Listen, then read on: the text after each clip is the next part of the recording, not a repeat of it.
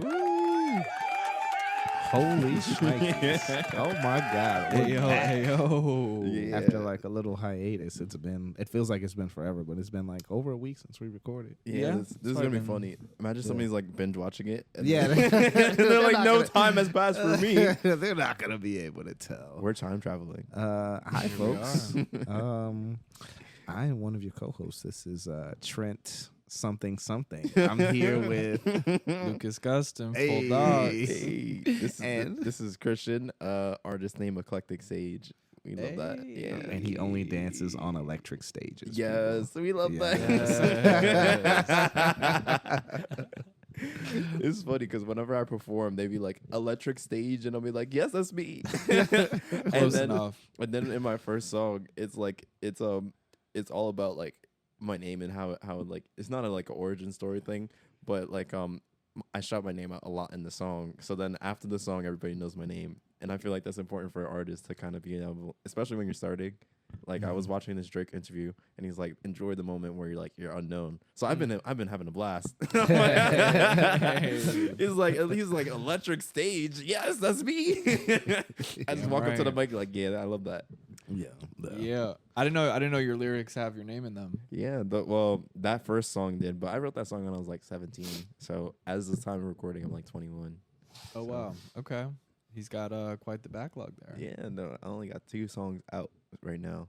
Are they on streaming platforms? Yeah, they are. What? No plugs. No plugs. No plugs. No, fuck that. Dude. Yeah. I didn't even know that. Yeah, I have. I mean, 2 of them are on SoundCloud. The second one, Okay. "Getting Off," is my favorite song. What's I it did called? that- Getting Off. Getting off. Okay. Yeah. So that one I wrote about. Getting I wrote off. no. It was like getting off of work. Oh. So it's basically it's kind of like not a plea, but like a request. And it's To basically who? So this was a secret story. So this person came up to me in the store that I work at, and they were like, "Oh yeah, let me get like your Instagram and whatnot." So Okay. I was just like, "What?" That was so crazy, and that was the first time I was like, approach, and I was like, "Whoa!" So then, yeah, so we started talking for a little bit, and then they ghosted me for a little bit, and I was like, "Whoa." Okay. Wait, somebody that you work with? No, not that I work Oh. with. This was just like a random person. It was funny because they did an online order and then they had to come back to the store having Mhm. after ghosted me. so Oh. then that was very Okay. awkward. As it should be. As So it they're- should be. yeah, and then they were like, "Oh yeah, my fault. I saw your messages, but I gotta respond." I was like, "Oh no, Okay. oh no." Modern day. That was like, "Oh man, modern day How'd love you story." respond? It's like, nah, you don't have to. Yeah, You good. I was like, nah, you good. But anyways, back to the song. So the song is about like, hey, whenever you have free time, like when you're getting off of work, we can just meet up and be like, let's take it slow and let's just like get to know each other. Mm. So yeah, it's So a where fun is song. this one up? This one's on SoundCloud. So Okay. this one is featuring my friend Jules from the X. So Okay. Ooh, my favorite collaborator. features. Yeah, we love that. And that could be found via Eclectic Sage Getting Off. It was just me. SoundCloud, So Google on search? SoundCloud it's just Eclectic. I have to change it to Sage. Eclectic Okay. Sage, but Oh, Eclectic. why is the sage missing? Oh, the Sage came after. Sage came after. Oh. Yeah, Okay. secret Gotta- lore. Oh, like secret like- lore. Andre 3000. The Andre 3000 didn't come till what? Either Aquemini or Stankonia. Oh, I didn't even know Like that. he didn't tag the 3000 on. It was just Andre. Whoa, like Andre I wonder Benjamin. who gave Sometimes he him has that. features like that. I wonder who gave him that. Three What's the story Stacks? behind that? Oh, I wonder because they call him Mhm. 3 stacks, like as a slang. Yeah. yeah. Interesting. But that didn't come till way later. How's everybody been since we've I've been good, man. Yeah. I've been good. Yeah, just like staying real busy. I just finished this really incredible piece that you can see over there in the distance. Yeah, let's see. Yeah, which Woo! is crazy. Okay, my fault. Wait. It's like in Wait. the middle drawer right there. But yeah, for the listeners at home. Whoa, can I pull the just draw? made this fleece. You sure can, dude. Yeah, go for it. I'm excited. Hold up. This is not he scripted. pulls the draw out hesitantly. Like I feel like it needs narration. Hey. Ooh, some ASMR. Yeah, for so you. I like Ooh. got it wrapped up in plastic. thick Hear that boy. plastic crinkle and everything. Whoa, this is so fire. I wish Thanks, the listeners man. could see. Yeah, you can try it on whenever. try it on? Sure. Hold Yeah. on. Oh my God. It might be kind of hold up. difficult right now. I mean, but, hold up. Let me not set it on the floor, but let me put my mic down. Hold I up. got you. But I've been I've just been like working really hard on that. Lately I've been sleeping, dude, like 12 to 5, which is like not too great.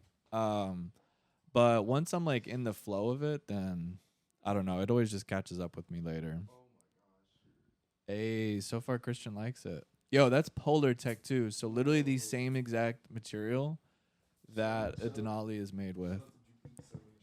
Are we still recording? Oh yeah, we're recording. Oh, We're beautiful. recording. Yes. What about you, first- Diz? What the have you been first on? try on the show? Whoa! You Ooh. can like push that little zipper buffer in a little bit, and you can. All right.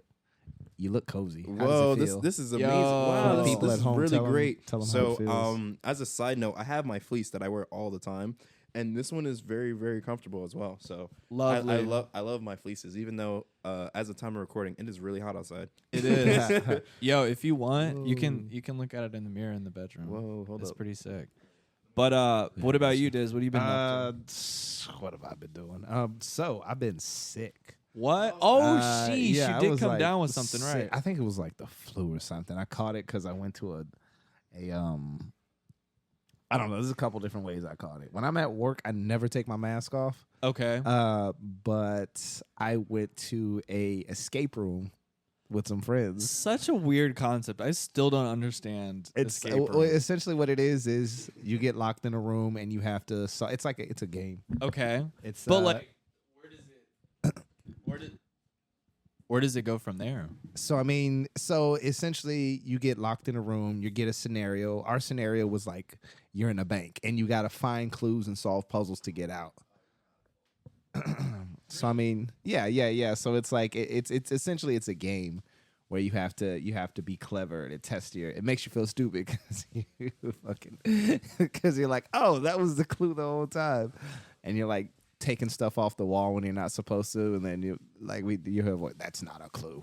Don't break that. Like the voice of God comes on and tells you. But I mean, they're really fun. I've done a couple. You ever seen the movie Escape Room? I have. Well, I put it on in the background. I've never like sat down and watched it. I like to put like random movies that seem mediocre on in the background so I can just like tune in on the interesting parts when I'm doing stuff. Okay.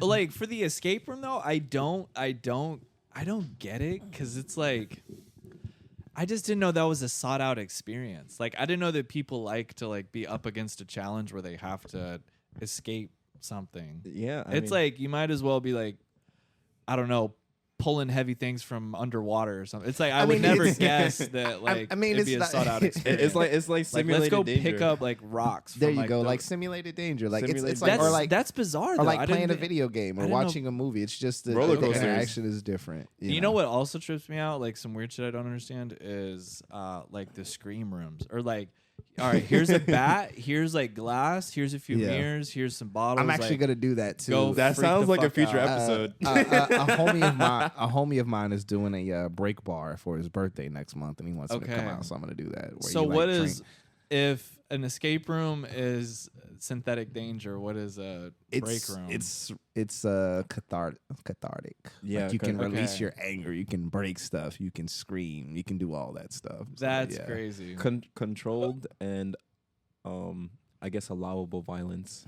There I guess, you go. yeah. Acceptable. Yeah. Acceptable 'Cause violence. We all, as a society, we all feel so tamed. We all feel so held back that kind of, we just always feel pent up because we always have to not be real and not be honest. So, we all feel like we have all this pent up passion and aggression and all that. So that's one of those ways to get it out.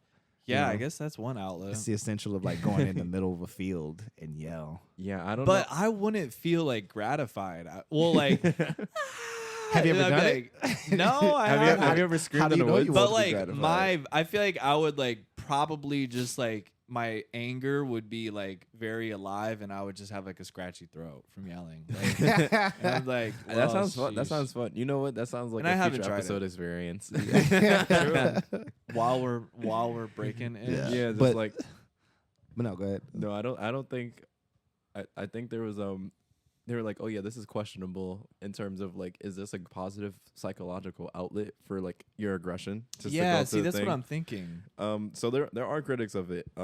I'll save that for when we actually experience it, and then we could do like some research. Or Oh yeah, whatever. yeah. That's definitely that can be a before and a after. But no, Yeah. back on yeah, I was sick, like I was bad, and it actually sent me into a depression too. Oh, Really? man. Because I started doing doubles again because every week. Well, so all right, so back to the beginning. There are two ways I got it. It was either from the escape room or I had a manager meeting where my boss was sick and I stupidly like we went down in a small room and I took off my mask so people Oh, can hear me man. talk, and then I was sick after that and it got like bad, but I didn't take off of work. I didn't use any of my sick time, and What? eventually everybody got sick and I was the only one who didn't call out. And I started doing Wow. doubles to cover for other people and While you then- were sick. yeah, Wow. while I was sick, because That's fucked. that's the kind of idiot I am. No. But yeah, so I was like, I'm just now starting to feel better. Like it's taken like What 2 weeks sickness? to recover. I think it was Goodness. the flu. I'm not sure The because that was one cocoa? of my coworkers had. Wow.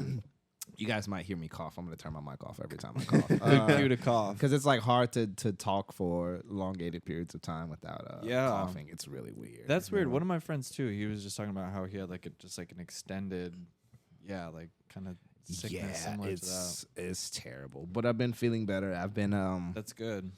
me and my brother have been tag teaming. He's gonna release a book. Whoa, that's so we've been, fire. We've been trying to figure out the different ways to get it published, and yeah. I would so love I've to hear been- about that I'm experience. talking to a publishing consultant right now, Wow. but also he has another avenue he wants to try. And yeah, we've got a bunch of different ideas we want to do, and I'm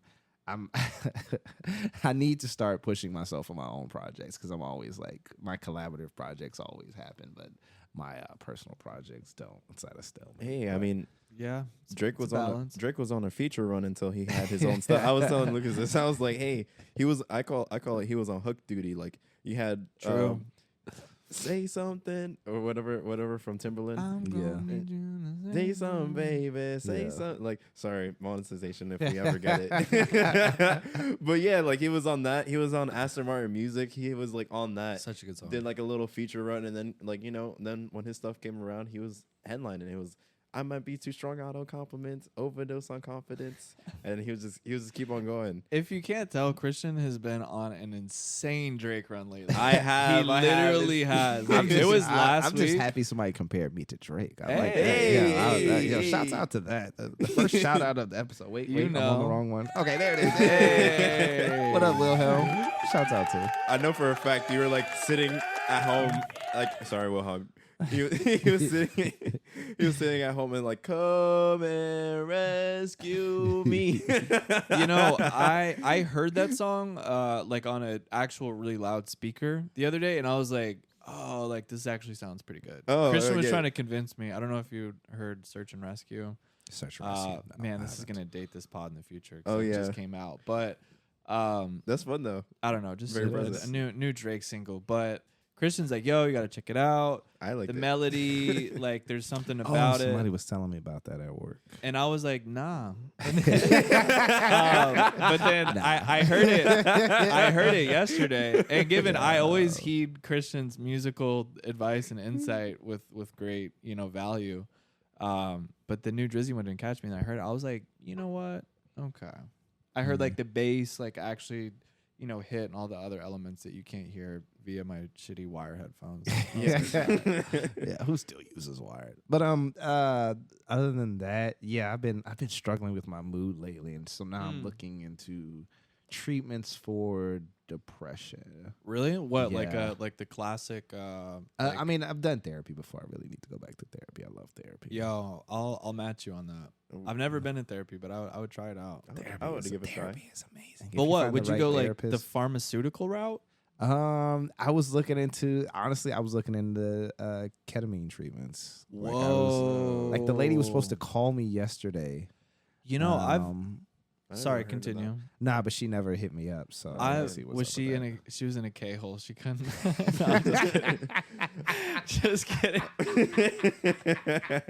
Sorry. that. She was rolling. Yeah. She's just Oh God, there's something I gotta do today. Yeah. She's like, oh. Come Actually- and rescue me. But no, I've heard actually pretty interesting things about that. I don't know if you're familiar with Andrew Huberman. He's a Stanford It sounds familiar. That name neuroscientist, I believe. But anyways, he was there was this he has a pretty popular podcast, but he had one on like depression, and he was talking more of like the or a chapter of the episode was just about the psychedelic aspect of like treating depression and whatnot. Yeah. And that was a part of it. I believe like MDMA, which is like ecstasy on street use, psilocybin, which is magic mushrooms. And then, one, and I believe it was ketamine. That one hasn't really been explored all the way yet. Yeah. But it's heated some pretty. Yeah, well, that was one of the Hospitals. things that piqued my interest. I've heard a lot about, psychedelics and the treatment for depression and their lasting effects, and that's what I'm interested in, And lasting effects. Especially because, like, I mean, you're coming from a sober mind state too, you know? Yeah, and I that's it. think that could be so valuable. And, like, whenever you're guided, like, you have a guide or, what have you, to, like, lead you through that experience, yeah, I think that could be incredibly powerful.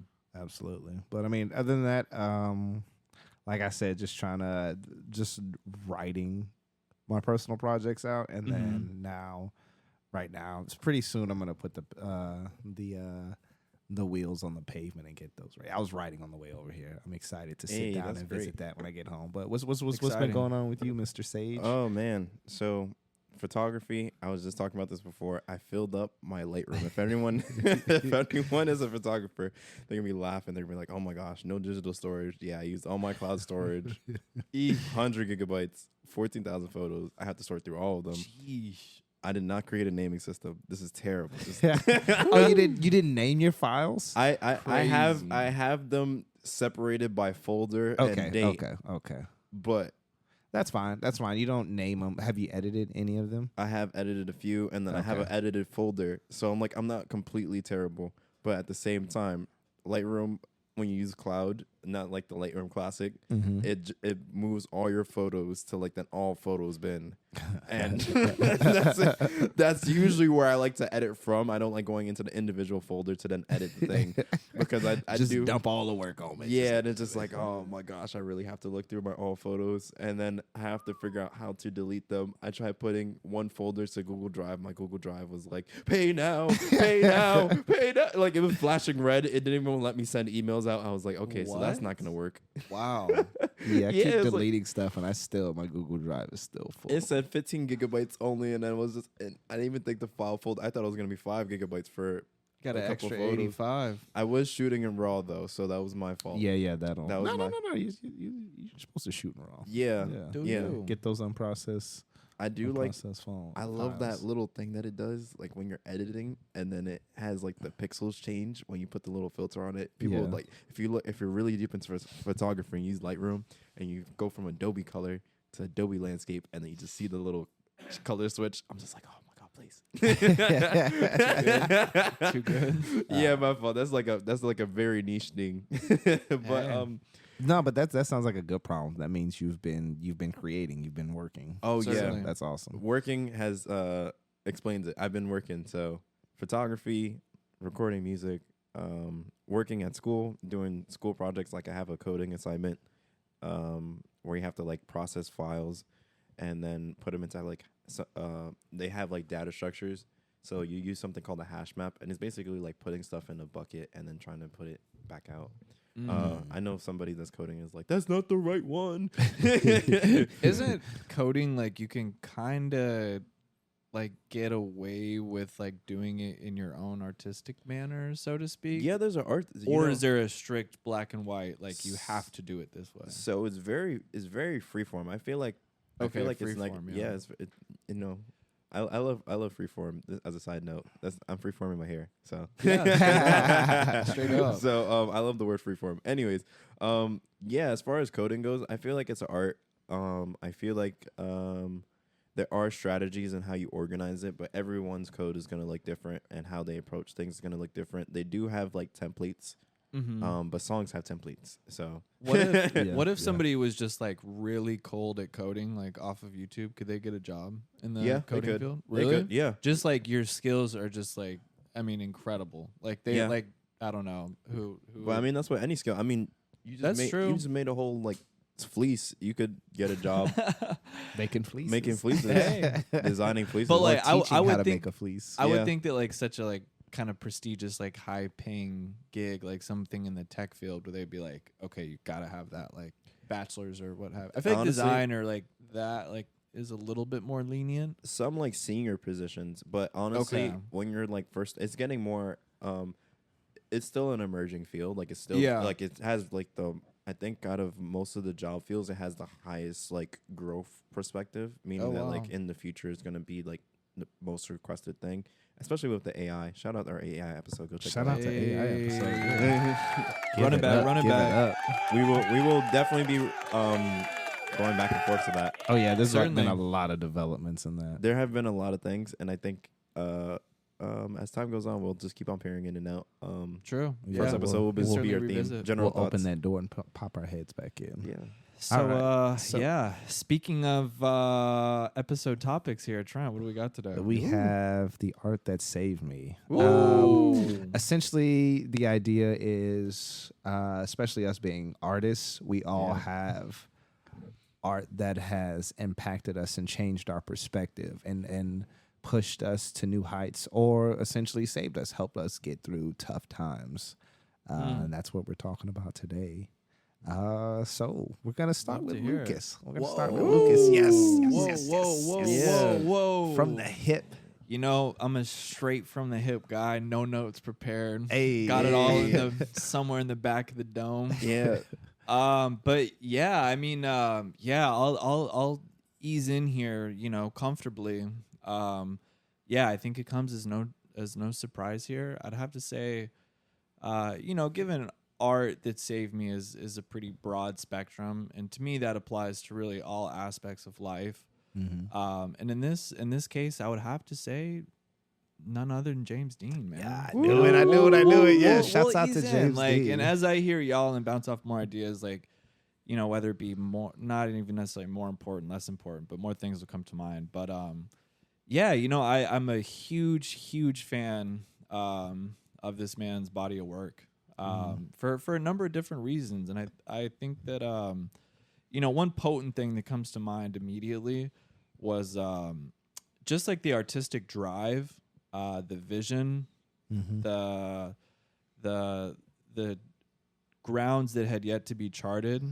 For me, that's something really exciting. I mean, coming out of Christian, that was World War II, 1950s. Like 1945, I think. Yeah, World War it II ended ended, in, so it was like yeah, it was like yeah, the it was like 40s. 5-ish. Yeah. So a post World War II like world where everything is super like black and white picket fence, everything's cookie cutter. Like you listen to your parents. To have like some sort of, for lack of a better word, like rebellious, like artful character emerge from like just like the ashes of that monotony, I think is really, really exciting. And of course, there's a number of different like figures, aspects, outlets that also contributed to that time. But for me, I think it's just very well embodied and encapsulated in this actor. And again, something that I read recently, because I just read a book that I was showing y'all about his photography and his Yeah. body of work. Yeah. That was actually found under his bed, and they were still in negatives. So they Oh, remained wow. in the negative form for like 50, 60 years. Wow. But anyways, it was just kind of shedding light and insight. You know, he notoriously, again, James Dean, he notoriously had like personal beef and personal vendettas with like Jack Warner Oh, of damn. Warner Brothers. Yeah. And like honestly, that's so sick too. I Like, didn't even know that. the little like 14-year-old skater in me is like so hyped on the rebellion aspect. Yeah. But like they would always give him a tough time because he wouldn't do interviews. Like he wasn't into the Hollywood crowd. And that was actually like a serious goal of his, was to not only become a director, but also like be able to, he wanted to build a production company like outside of Hollywood interest. And also, I mean, in a not necessarily morbid way, but like just the fact of, or excuse me, not the fact, but like the possibility of what could have been, with him, I think is also, it's really like almost inspiring in a sense. Like it really makes me want to drive to like do everything that I can, like in my, who knows how long of time, because you never know. And to go out, truthfully, like such a, I don't know, kind of badass is sick too. Like he was like also a race car driver. Like how left field is that? Yeah, So many hats. literally so many hats, and like to excel in all of them too is just so like, I don't know. It's just so cool to me. And obviously, many different innumerable figures throughout time have like had, remarkable achievements and whatnot. But again, for me, I think. But I mean that's the one that's special to you. Exactly. Yeah. So question: What Let's was hear your first interaction with James Dean? How did you discover? I think Dean. it must have been. So check it out. There was actually, prior to moving to New York, there was a job that I had at this warehouse, humongous warehouse. I mean, I couldn't even tell you the square footage. I of this remember place. that job. Okay, really? Yeah, I and, remember you telling me and about I that. like, there were like 4 other people that worked there. 2 of them were managers, and they're like, and the job was so simple. I was simply saving up money to move to New York City, and the job itself was so simple. They would fucking bring in an 18-wheeler, open the back, clear it out. That was it. That was all you had to do. That was all you had to do. And like, but check it out. They were so cool though, because whenever there was nothing to do, they're like, look, you can go out wherever you want in this warehouse, but if the boss comes and he sees you, you're fucked. Like, you're out. But he's like, look, outside of that, just don't get caught. So in that time window and all this extra time that I had, I started just like deep diving, digging around into like old films and whatnot, and I came across Rebel Without a Cause, and it just like, I don't know, just hit me like a lightning bolt. Really, I really couldn't even tell you. I think it's just like, I mean, y'all know me, but like I go on really deep dives of people. Like, Yeah, You do. You do. like I don't even know who it was before, like, but I'll just get like latched onto something and just like, get everything I can out of it. That it sounds like I like use people or something, but Technically, we're all users. So, yeah, that's a great point. But yeah, I saw Rebel Without a Cause. I thought it was just so fantastic for a number of reasons. I mean, I really like one like format of films that I really appreciate, which I didn't even consider until later, but I really love when a film is like over like 24 hours. You know what I mean? For example, Superbad. You know how it's all like it's all like the and you're really like a part of like what's going on. So you like and those it's Odyssey exciting. type of like films. Oh my gosh, absolutely. Who else did that? I mean, I don't know. There's been a ton, but anyways, Rebel Without a Cause is I think over. Crank took place. Crank. Like, Oh, is that the one all Yeah. first person when he's like? No. No, Oh, that's, okay. that's the one with Crank- Bruce Willis, right? No. Crank was Jason Statham. Oh Okay, yes, okay. when he falls out the sky and stuff. I watched Sounds that. about That right. came out when I was like what, 5 or something. That was a damn. crazy movie. Yeah, that was crazy. But shout out Crank. Yeah, but, Shout out to Jason Statham. Jason Statham too. That movie's crazy. But yeah, and from that, I think that my interest just kind of grew. And again, I mean, as you said, Trent, he wore many hats: a race car driver, director, photographer, actor. He was in theater. He's fucking around out here in New York City, like downtown Manhattan in the 1950s. Yeah, he's also like from the Midwest, where technically I'm from too. Yeah. So I don't know. I think it's cool, and also again, there's just such a an untimely allure and mystique and mystery around like what could have been. You know what I Yeah. mean? Like 24 years old, So much potential. Yeah, so much 24 years potential, old. Wow. and also people, and I guess to kind of sum it up would be like people that really, and again, completely subjective manner. But people that really like write their names in stone throughout history, I think is really like a beautiful thing. And like, as far as like these like merely earthly bodies will take us, like to really like leave your mark, I think is like such an incredible and valuable and like successful thing. Where would you suggest people start with if they were looking to get into James Dean? You know, I would say It's crazy. I like have answers for this shit. Like I could be on like a panel for. No, but that just shows you but like no. you really love the art for real. Absolutely, that's a great point. I would say hands down introduction. Look into his body of work that he did with Dennis Stock. Dennis Stock was also an incredible photographer. Based in New York City, he worked for Life magazine. But I'm sure you know whenever there's that photo of him like walking through the rain in Times Square. Mm-hmm. I have not seen it, so super I like have to see it. iconic photo. But anyways, he shot that with him. Oddly enough, too, there was a film I think in like 2015 where Robert Pattinson played Dennis Stock, the photographer, and then another guy played James Dean. But anyways, they made like a film Whoa. about Oh, nice. their relationship. Yeah.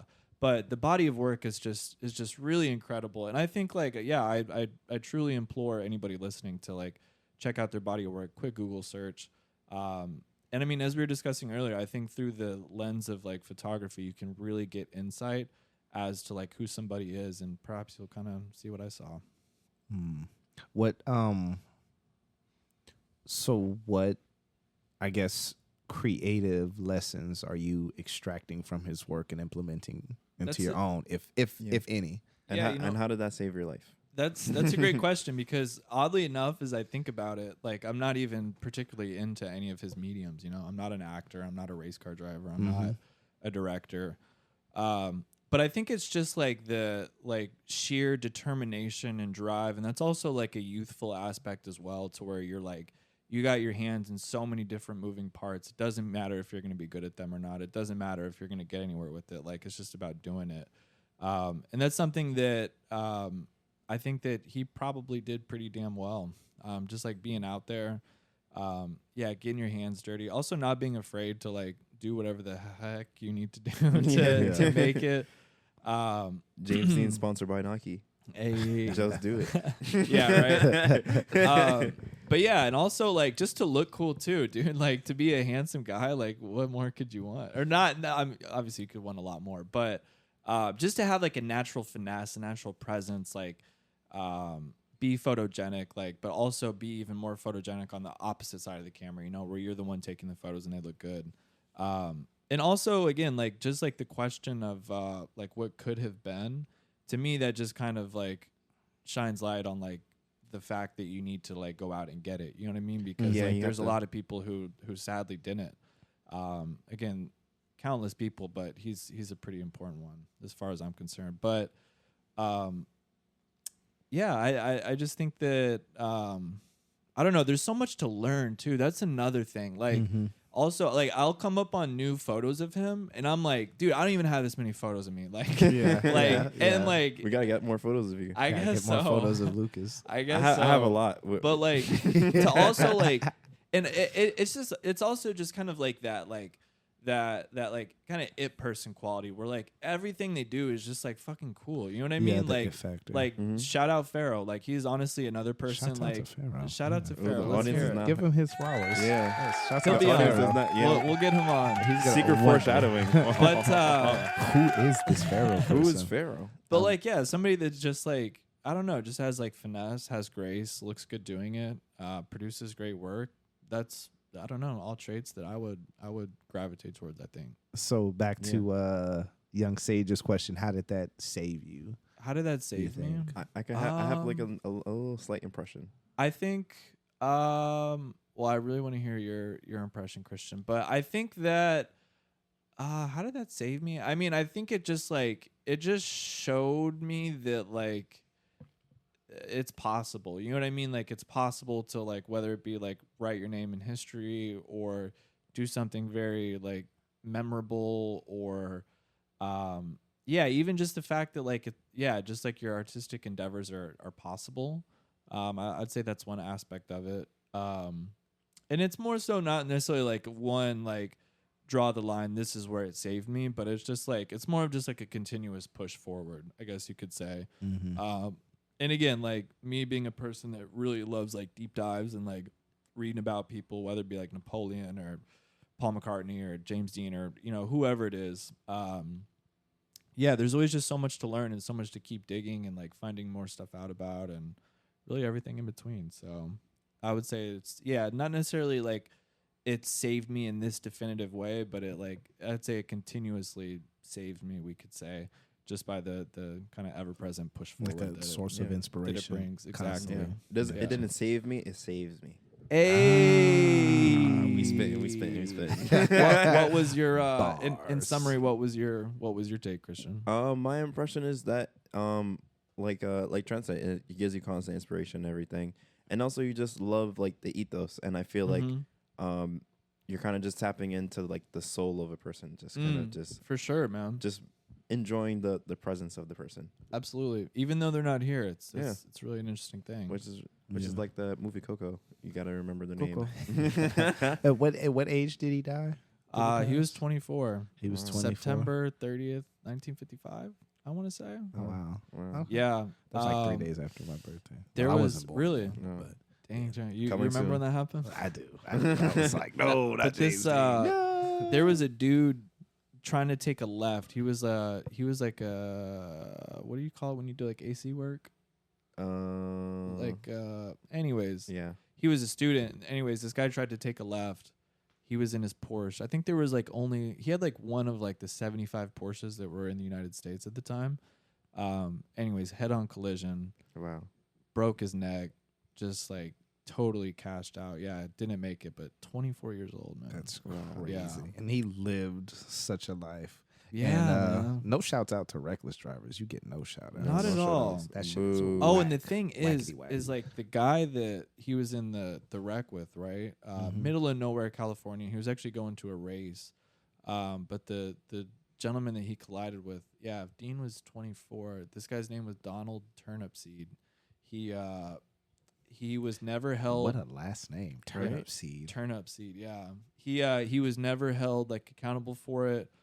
He did one interview where he like spoke on it the next day in like the local paper. After that, complete recluse, like his entire life. Never spoke about it. Never granted interviews. There's like one photo of him online. But if I'm not mistaken, he passed away in like 95, I think. Wow. Again, granting no access to it, but he built like an incredibly successful like electrical company, but never granted any interviews. And also, side note, that's another thing that's really interesting too, is like all of his contemporaries and like colleagues, like they're all passed away now. So it's like what we have is what we have. It's essentially a finite but like infinite pool of like information and content and so forth. But Wow. 24, yeah, I that's was really gonna say, tragic. Where do you think he would have? How do you see his trajectory if Ah, he how was exciting. still alive? I mean, dude, another side note, John Lennon himself quoted saying like the Beatles wouldn't have existed if it wasn't for James Dean, which is fucking crazy. Can you wow. imagine like What does that rolling mean? What does into that the mean? Yeah. 60s? Well, again, don't let me get started. But no, so there was a Let him cook. Beatle. There was a Beatle that passed away. His name was Stuart Sutcliffe.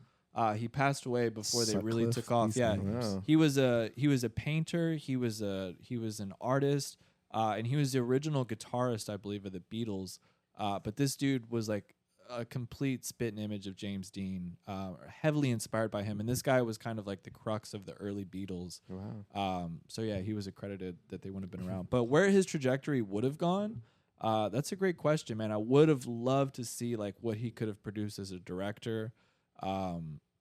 Even again, dude, to start a freaking production company outside of like big Hollywood would have been At incredible. that time, especially too. Yeah, even the photography. I mean, Yeah, everything. Multiple So, photographers on you. That means like you're doing some stuff. dude, wait. Well, play that back. Multiple photographers on you trained on you Seriously. specifically. It means that they see Seriously. something Yes, in you bro. because And that's what I mean by that it factor. You know, not Yeah. everybody has it. And it's like when somebody has it and then really has it, it's like, ooh, like what's going on here? At least Yeah. from my Nah, perspective. I feel like there's a natural charisma and then there's just like cultivated charisma as Right. like as a person like it depends. It's something that a person has to choose to work on. I feel like. But yeah, that's me. And there's certainly more, but I'll roll with Always more. Mr. Oh no, Dean we're for we're now. gonna There's always revisit this because I have too many to Real- not. Oh, So yeah. Oh, we're yeah. definitely No. gonna revisit. No, this. we're I feel James Dean. He's a painting right here on the wall. Like Literally, yeah. we're gonna keep on peering into him, and Mhm. I feel like with this topic, we're definitely gonna peer back and forfeit it. Absolutely. Bet. But Well, yeah, that's let's me. let's go with Brother Righteous over here. Brother yeah. Righteous. So Ooh, I wonder. Wait, before, who do you think he's gonna say? Oh, I think, no. I think you're gonna mention. Ooh, there's too many. For some reason, Outkast was speaking oh yeah, to me. Outcast is big to me. Maybe Ooh. Saul Williams. Saul Williams is big too. Oh, Is there one topic you have, or is I'm it just gonna go with overarching? one. I'm Okay. gonna throw a bunch of honorable mentions, which the listeners Who do you will think? later. Who do you think it is, Christian? I mean, before he dives in? first as a side note for the listener, when Lucas was talking, I love that he like kept on looking up like on his phone, like the specific facts. I don't know if that's what you're Wait, doing. I was looking- I was looking at Peter Sutcliffe. oh yeah. Stuart Sutcliffe. It was Stewart. Okay. Stewart, yeah, and So- you'll see. Okay, good, because this guy looks nothing like. Okay, yeah. Oh yeah. Oh good. No, but I just love like while you were talking, I just see him pull out the phone and just like deep in research mode. I'm Oh, like- was he like pulling up facts or what? Yeah, I was. Just That's like, funny. I was like a residential fact checker. No. No, I wasn't checking facts. I was trying to. What was his name? Stuart. No, I was Sutcliffe. trying to look up the guy. SUTCLI. My fault. A tangent aside, you know, we have a special garment on and my Whoa. and my some people say I look like him sometimes. It's pretty funny. I could see it. I can see that. Please. I can see it. But I think it's a gentleman residential Renaissance man, Childish Gambino on your shirt over there. Hey. You are absolutely right. It's actually a specific work, but so many honorable mentions. I'll just give you a few. I'm not going to go through them all because that would be all day. But the autobiography of Malcolm X really, really changed. Oh my gosh. the trajectory of my life. Wow. There's also a book called Black Fire, an anthology of Afro-American writing done by Amiri Barakai, formerly known as Leroy Jones, and a bunch of other black writers. Like that was influential to who I am. As he said, Outkast, very, very much Very influenced who I beautiful was. discography. Yeah, and Saul Williams. But the list goes on and on. But specifically, I'm going to be mentioning Childish Gambino and his second studio album, Because the Internet. Whoa. Yeah, Started with give release a date. clap. Give a What year clap did for that come out? Shouts out to Because the Internet. That album was released, I believe. Gotta get Will Hunt this time. December 9th. I think it was the 9th. 2013. 2013. Yeah. And it's a from top to bottom situation. Every single song hits and has a specific. Every song hits in a certain way. I mean, of course, Okay. there's some that had to grow on me, and Okay. some that had to All she needed was some. yeah, and some that are better than others. But I Familiar with that mean, one. specifically, I've been following Donald Glover, aka Childish Gambino's career for a while. I remember when he first got on YouTube. I think he was in. Wow. He's one of the like Wow, that's a year deep one cut. people on YouTube. He's- Where he Yeah. was part of his comedy troupe, Derek Comedy. He started on YouTube. Yeah, he did. Yeah, like, while discovered while he was in college, he was 30 Rock, everything. Like yeah, is while he was from- in college, he started a comedy troupe, and they started uploading some of their skits onto YouTube. What was their group name? Derek Comedy. Okay. Wow. Yeah, So this is like what 2007, this was 2008. like 2006, 2007, something really. This is early how I like know you're a that. fan for real, because I was like, I had to look up a video to see like his origins to like, because they're doing a dissection of his album that came later. It's the one with me and your mama on it.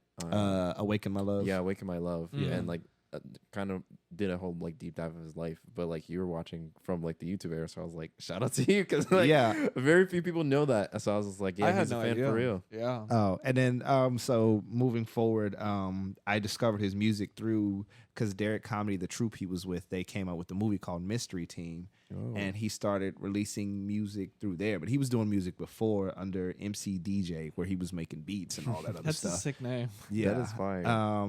Which he's got like some really cool experimental projects, and it's funny when you go back, you can see the DNA of that inside of every Because project. the Internet. Yeah, you can see how he progresses and how he matures. But I mean that the album is special to me because it's so I don't know. It's such a how do I describe it? Such a dense and complex project It because is. it's not Yeah. just an album. It had so many different things to accompany it. It had a screenplay. It had Wow. a blog, a website, which was like no other website I've ever been on. Whoa. It's hard to describe, and the best way I describe it is as like a living website. It didn't move like other websites. It had like all these insights to the album and like the characters on it. Because essentially what the album was is a story of a character called the Boy, which is continued from the last song of his first album. If you listen to the last song, there's a it's sort of like a short story at the end about a boy and his sort of dealings with popularity. And he kind of falls for a girl, but he realizes that what they had was kind of it wasn't real. You know, he had opened up to her and expressed a bunch of things, and then he had fell asleep, and then she had shared that with all of her friends, and they were all laughing about him behind his back.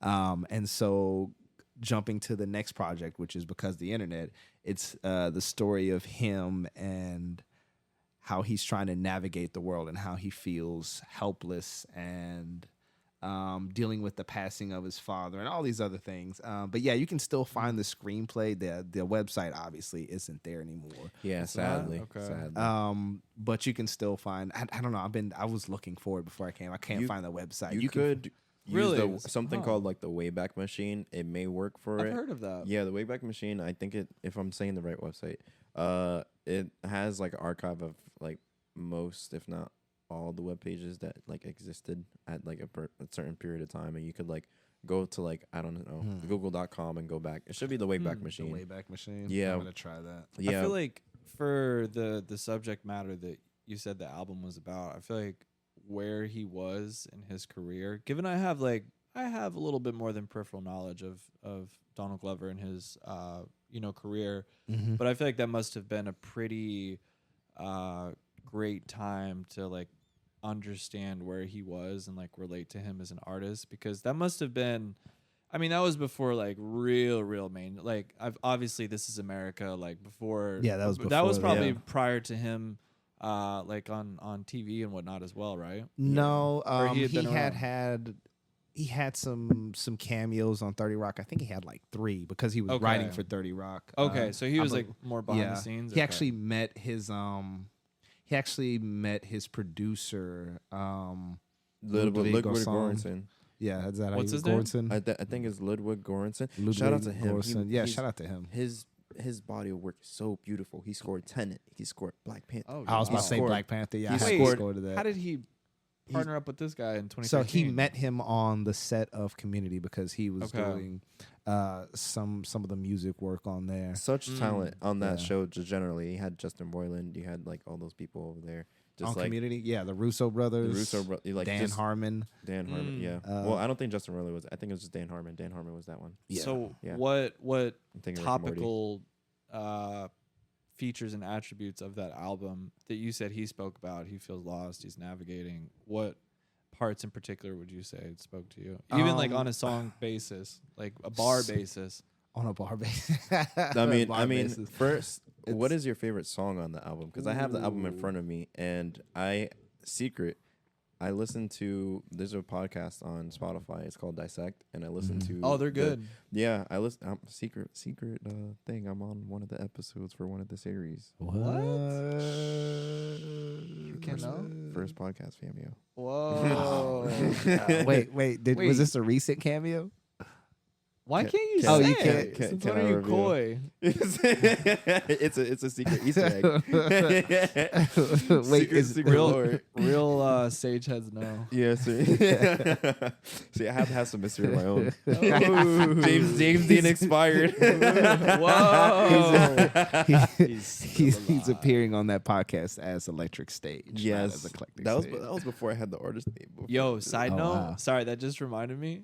We should all watch the work he did with Rod Serling. That'd be really exciting. Whoa. Yeah. Rod Serling wrote a script for TV, and Dean was in it. But anyways, sorry. What's your favorite Oh, song? my on favorite this album? song. Yeah, we have the library, Crawl, World Star, Dial Up, The Worst Guy. I don't even Shadows. need to hear the list. I know what I Oh, Yeah, I wait, know. could you do it in order? Could I do it in order? Off rip or off the dome. I don't think so. That's a lot. Could I? Probably. What It's- is it? It's a 19 hear song it. album. Ready? What is it? The intro, Mhm. Crawl, Yeah. World Star, Dial Up, The Worst Guys. Wow. So far, so accurate. So far, so accurate. Whoa. Damn, what is Oh, this is where you get in the weeds. For intro, it was the library intro. Yeah, the library. Yeah. I always forget because my laptop won't let But it me count- it- import it on my phones for some reason. Like it's so weird. So I only have the intro on my lap. I haven't heard I haven't heard the library in like years because it's sitting on my laptop Really? and I That's can't put it funny. on my phone for I don't know no. why. Where was I at? I'll show you a way. I won't say it on the podcast. 'cause- yeah. Is Shadows the next one? Oh no. wait, It's, you said The Worst Guys, it's right? Playing, Worst Guys. Yeah. Is it playing around Shadows. Yep. playing around before the party? No. No. That's a cool name. Damn it. You got to Act 2, Part 2. How many So tracks That's not are on good that enough. album? It's like 18 or 19. There's 19 Oh, wow. tracks. Yeah, it's a long album. And then there's Beautiful also album. secret tracks too. Okay, yeah. sorry, Very but secret which tracks? Okay, but is your favorite? All that aside, my favorite is Flight of the Navigator. Woo, That's Good. such a good such a song beautiful choice. song. Good song choice. I've Damn, I cried so should've many done s- times listening to that song. Really? Yeah, What's I the think name of that the track again? Flight of the Flight of the Navigator, which is Navigator. actually a movie in the 90s, a really weird movie about a kid who finds like an alien ship or something. Whoa, it's a Yeah. cool name. So let's dive into that more. What is the sound? And as somebody, I've actually never heard that song before. No? So like I'm Wow. envisioning it's a little bit slower. Is that right? Yes, very Okay. much so. I'm pulling it And up given right he now. has musical range, I'd He could, does. like- And I mean, his singing, I don't think it was, I mean, he was still, that's another thing I love about the album. It's so experimental. He was just trying so many different things on there. It's got so many moods. And for Mhm. me, I think it's well balanced because of tracks like Dial Up. Like it's got these like palette cleansers in between that help you shift between the moods. okay. Although some people don't, obviously don't feel it. I fuck with it though. yeah. It took a lot of people some time, and also I feel like if you looked at the good and I guess the critique of this body of work as like a thing was he said in an interview that he wanted to create a world, but like the real world, if you only look at one section of the world, it kind of feels incomplete. Mm-hmm. So sometimes the Definitely. song scoring that specific part of the screenplay, it takes away from like the song it being as a standalone. But Mm. it's still a good song and everything. But like you said, it's like some of the songs are like rougher around the edges in some people's opinion, or like some of them have to grow on you. Like for certain songs on this album, like I was a little kid when this came out. Like I was 12, like in 2013. Oh damn. Yeah, so Wow. but like I love Pink Toes, like Rainbow Sunshine, like the way Yeah, I the love that too. progressions, and yeah, that type of like That's so style crazy. was like very very like beautiful, and then he had sweatpants. I was like watching, yeah, like that. Yeah. Oh, like- that little part that ba-da-ba-ba-da, Yeah. that shit was in like he used that like years ago in a song. Oh, it was wow. like on one of his MC DJ cuts. Like one That's of a his sick beats name. that he made. It Yeah. was just in there. And- but Come So Oh. Flight of the Flight of the Navigator. Navigator. Navigator, excuse me. So why that song is so special to me, when you listen to it, I think because a lot of this he was trying out drugs and psychedelics and all that. Mhm. But I mean, it really encompasses the loneliness of the album and the exploring yourself and your own thoughts and feelings. And I think that really showcases why I love the album so much. It's so vulnerable, and I think that's one of the things that really makes good art. yeah, It's vulnerability. honesty. Yeah. You know, Certainly. whatever it is, as long as it's honest, I think that will lead to the success of the art. At least that'll lead to people connecting with it, which is, ultimately what you want your art to do. But yeah, that's what I just feel it so deeply. Mm. And that was one of the songs. Like, I guess it would help to talk about what state of mind I was in when I discovered it. Mhm. So I was in college. I was going to therapy. I was dealing with the loss of my dad. I was dealing with the loss of I had just gotten out of a relationship. was someone I had known for a really long time. Like we were best Wow. friends before we were in a relationship. And when I moved out to when I moved out to Denton, because I moved from Austin to Denton, which Right. is Dallas, essentially Dallas, Texas, for people who don't know. Excuse me. And I didn't know anybody, so that kind of contributed to my own loneliness. And then I was left alone a lot, and I had to really deal with myself. All these things that I had refused to deal with. Yeah. And so that album, I don't know, listening to that album, it helped me sort of dig inside of me. And also I was, I was in school, so I was working on projects, and a lot of my projects reflected a lot of this too, of like dealing with these feelings of, is there even a meaning to life? Is it all meaningless? This was your meaning period. Yeah. remember- This is my period. This yeah. is my I'm not supposed So, to be here. Yeah, Period. Side- or- oh yeah, we didn't even to- shout out the name of the episode today. Yeah. Shouts To out. tap into that, so did that release kind of in the midst of this chapter, or was this like you found it had been out for 2 years, you're like, oh shit, this is No. really It when it released, like I found it immediately because I was already with. Did it like, Donald Glover, instantaneously hit so. with you or resonate with you, or was It it did. Like I said, I'm some sure it took some time. songs more than others. Because there's a lot. But I knew that there was a story to it, and so I would listen to it, trying to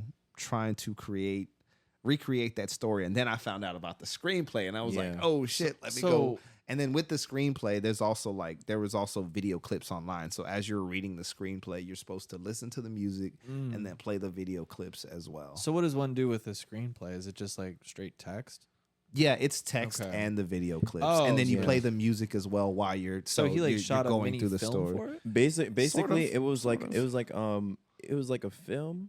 Okay. It was like It was like 24 minutes in total. I Is think. it is the music video from that?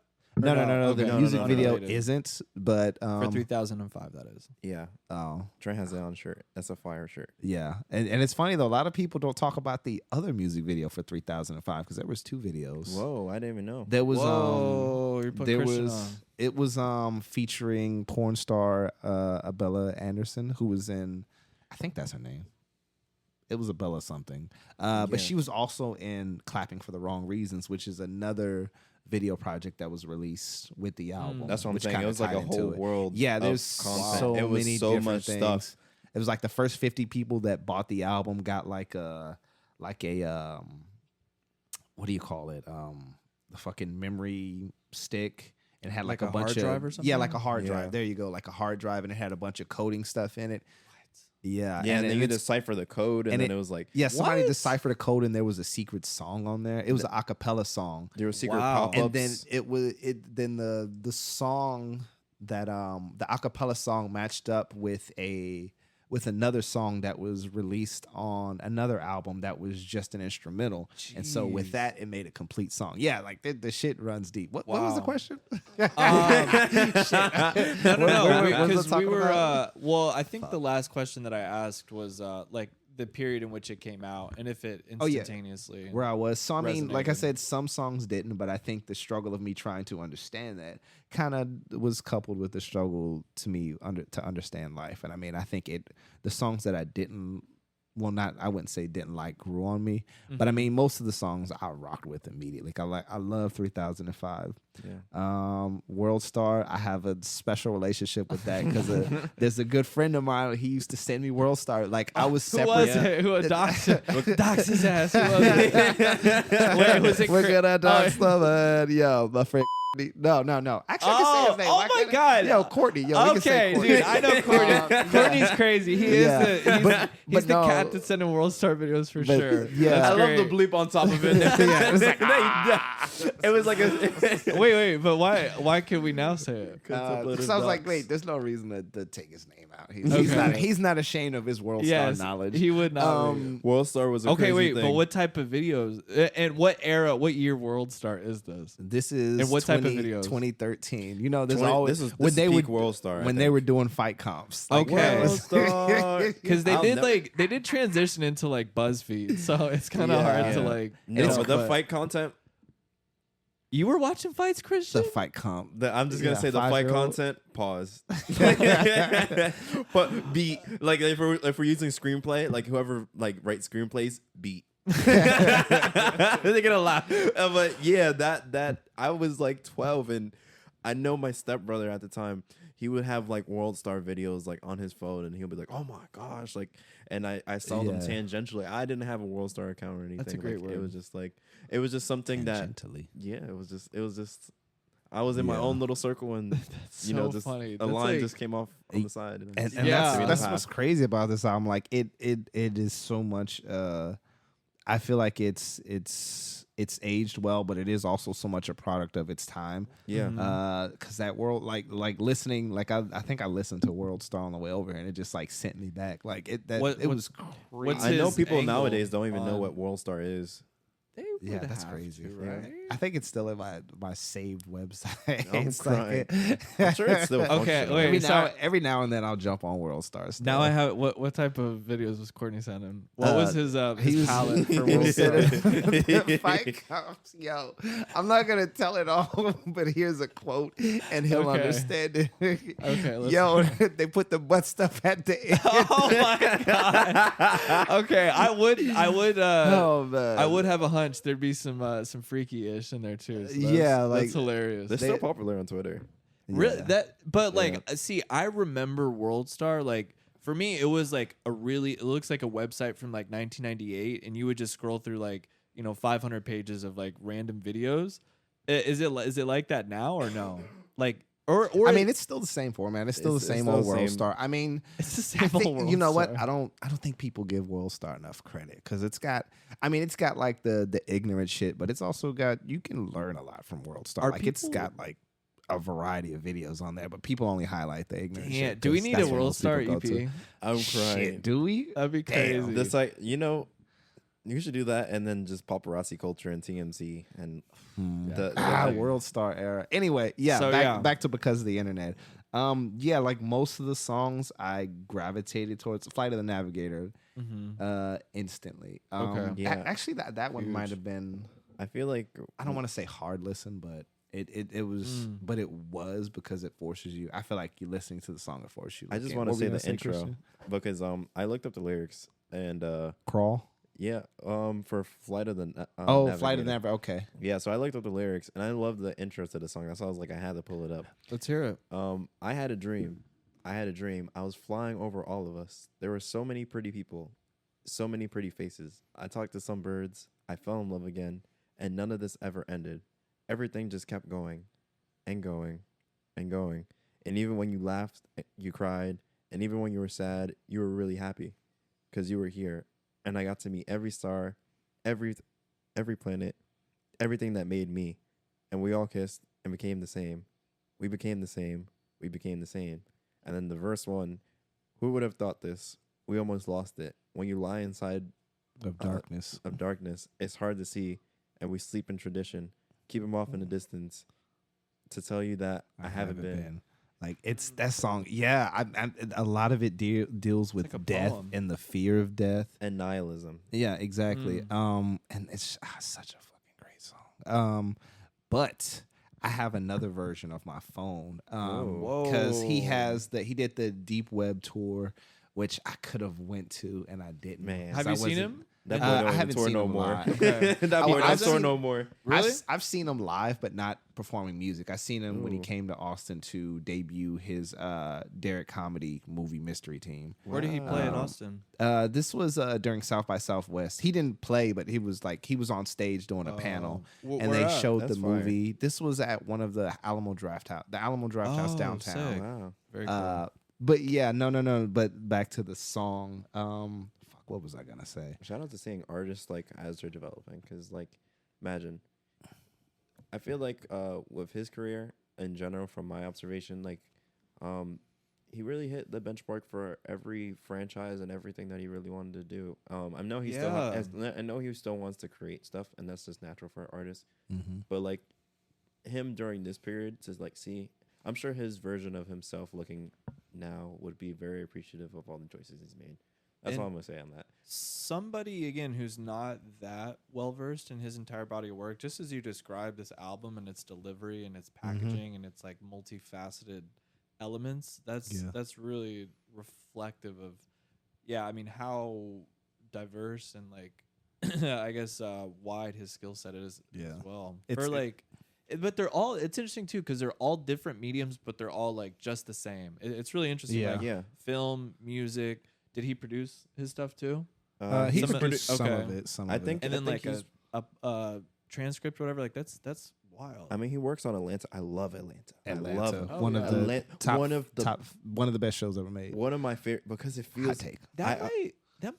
Sorry, but would that maybe be one of his most successful endeavors as well? Like writing? I think so. Like had like I've totally forgot he was even. We haven't even brought that up yet, and we've been talking about his writing the whole time. Like I feel like he has to be a very very accomplished. Yeah, that's why I can talk about Donald Glover because he is himself an inspiration, but I only wanted. That's why I was only focusing on because of the internet. Okay, we're talking about. Okay, true. He's a true Renaissance man. He does inspire me too in terms of just how to capture thing. And I remember one time I was having an argument with my friend, and I was just like, why does he have to be so aggressive all the time? Like, oh gosh, like these things always like confront me so bad, and I got mad because like you said, like sometimes it's hard to sit in it, and I was just like, this art is very confrontational, but like in my art, I have to learn to be a little bit more confrontational in terms of like bringing up subjects and like you said, being honest and stuff, and also just not giving he has a good skill of not giving the audience everything in one serving very easy. You have to work for it.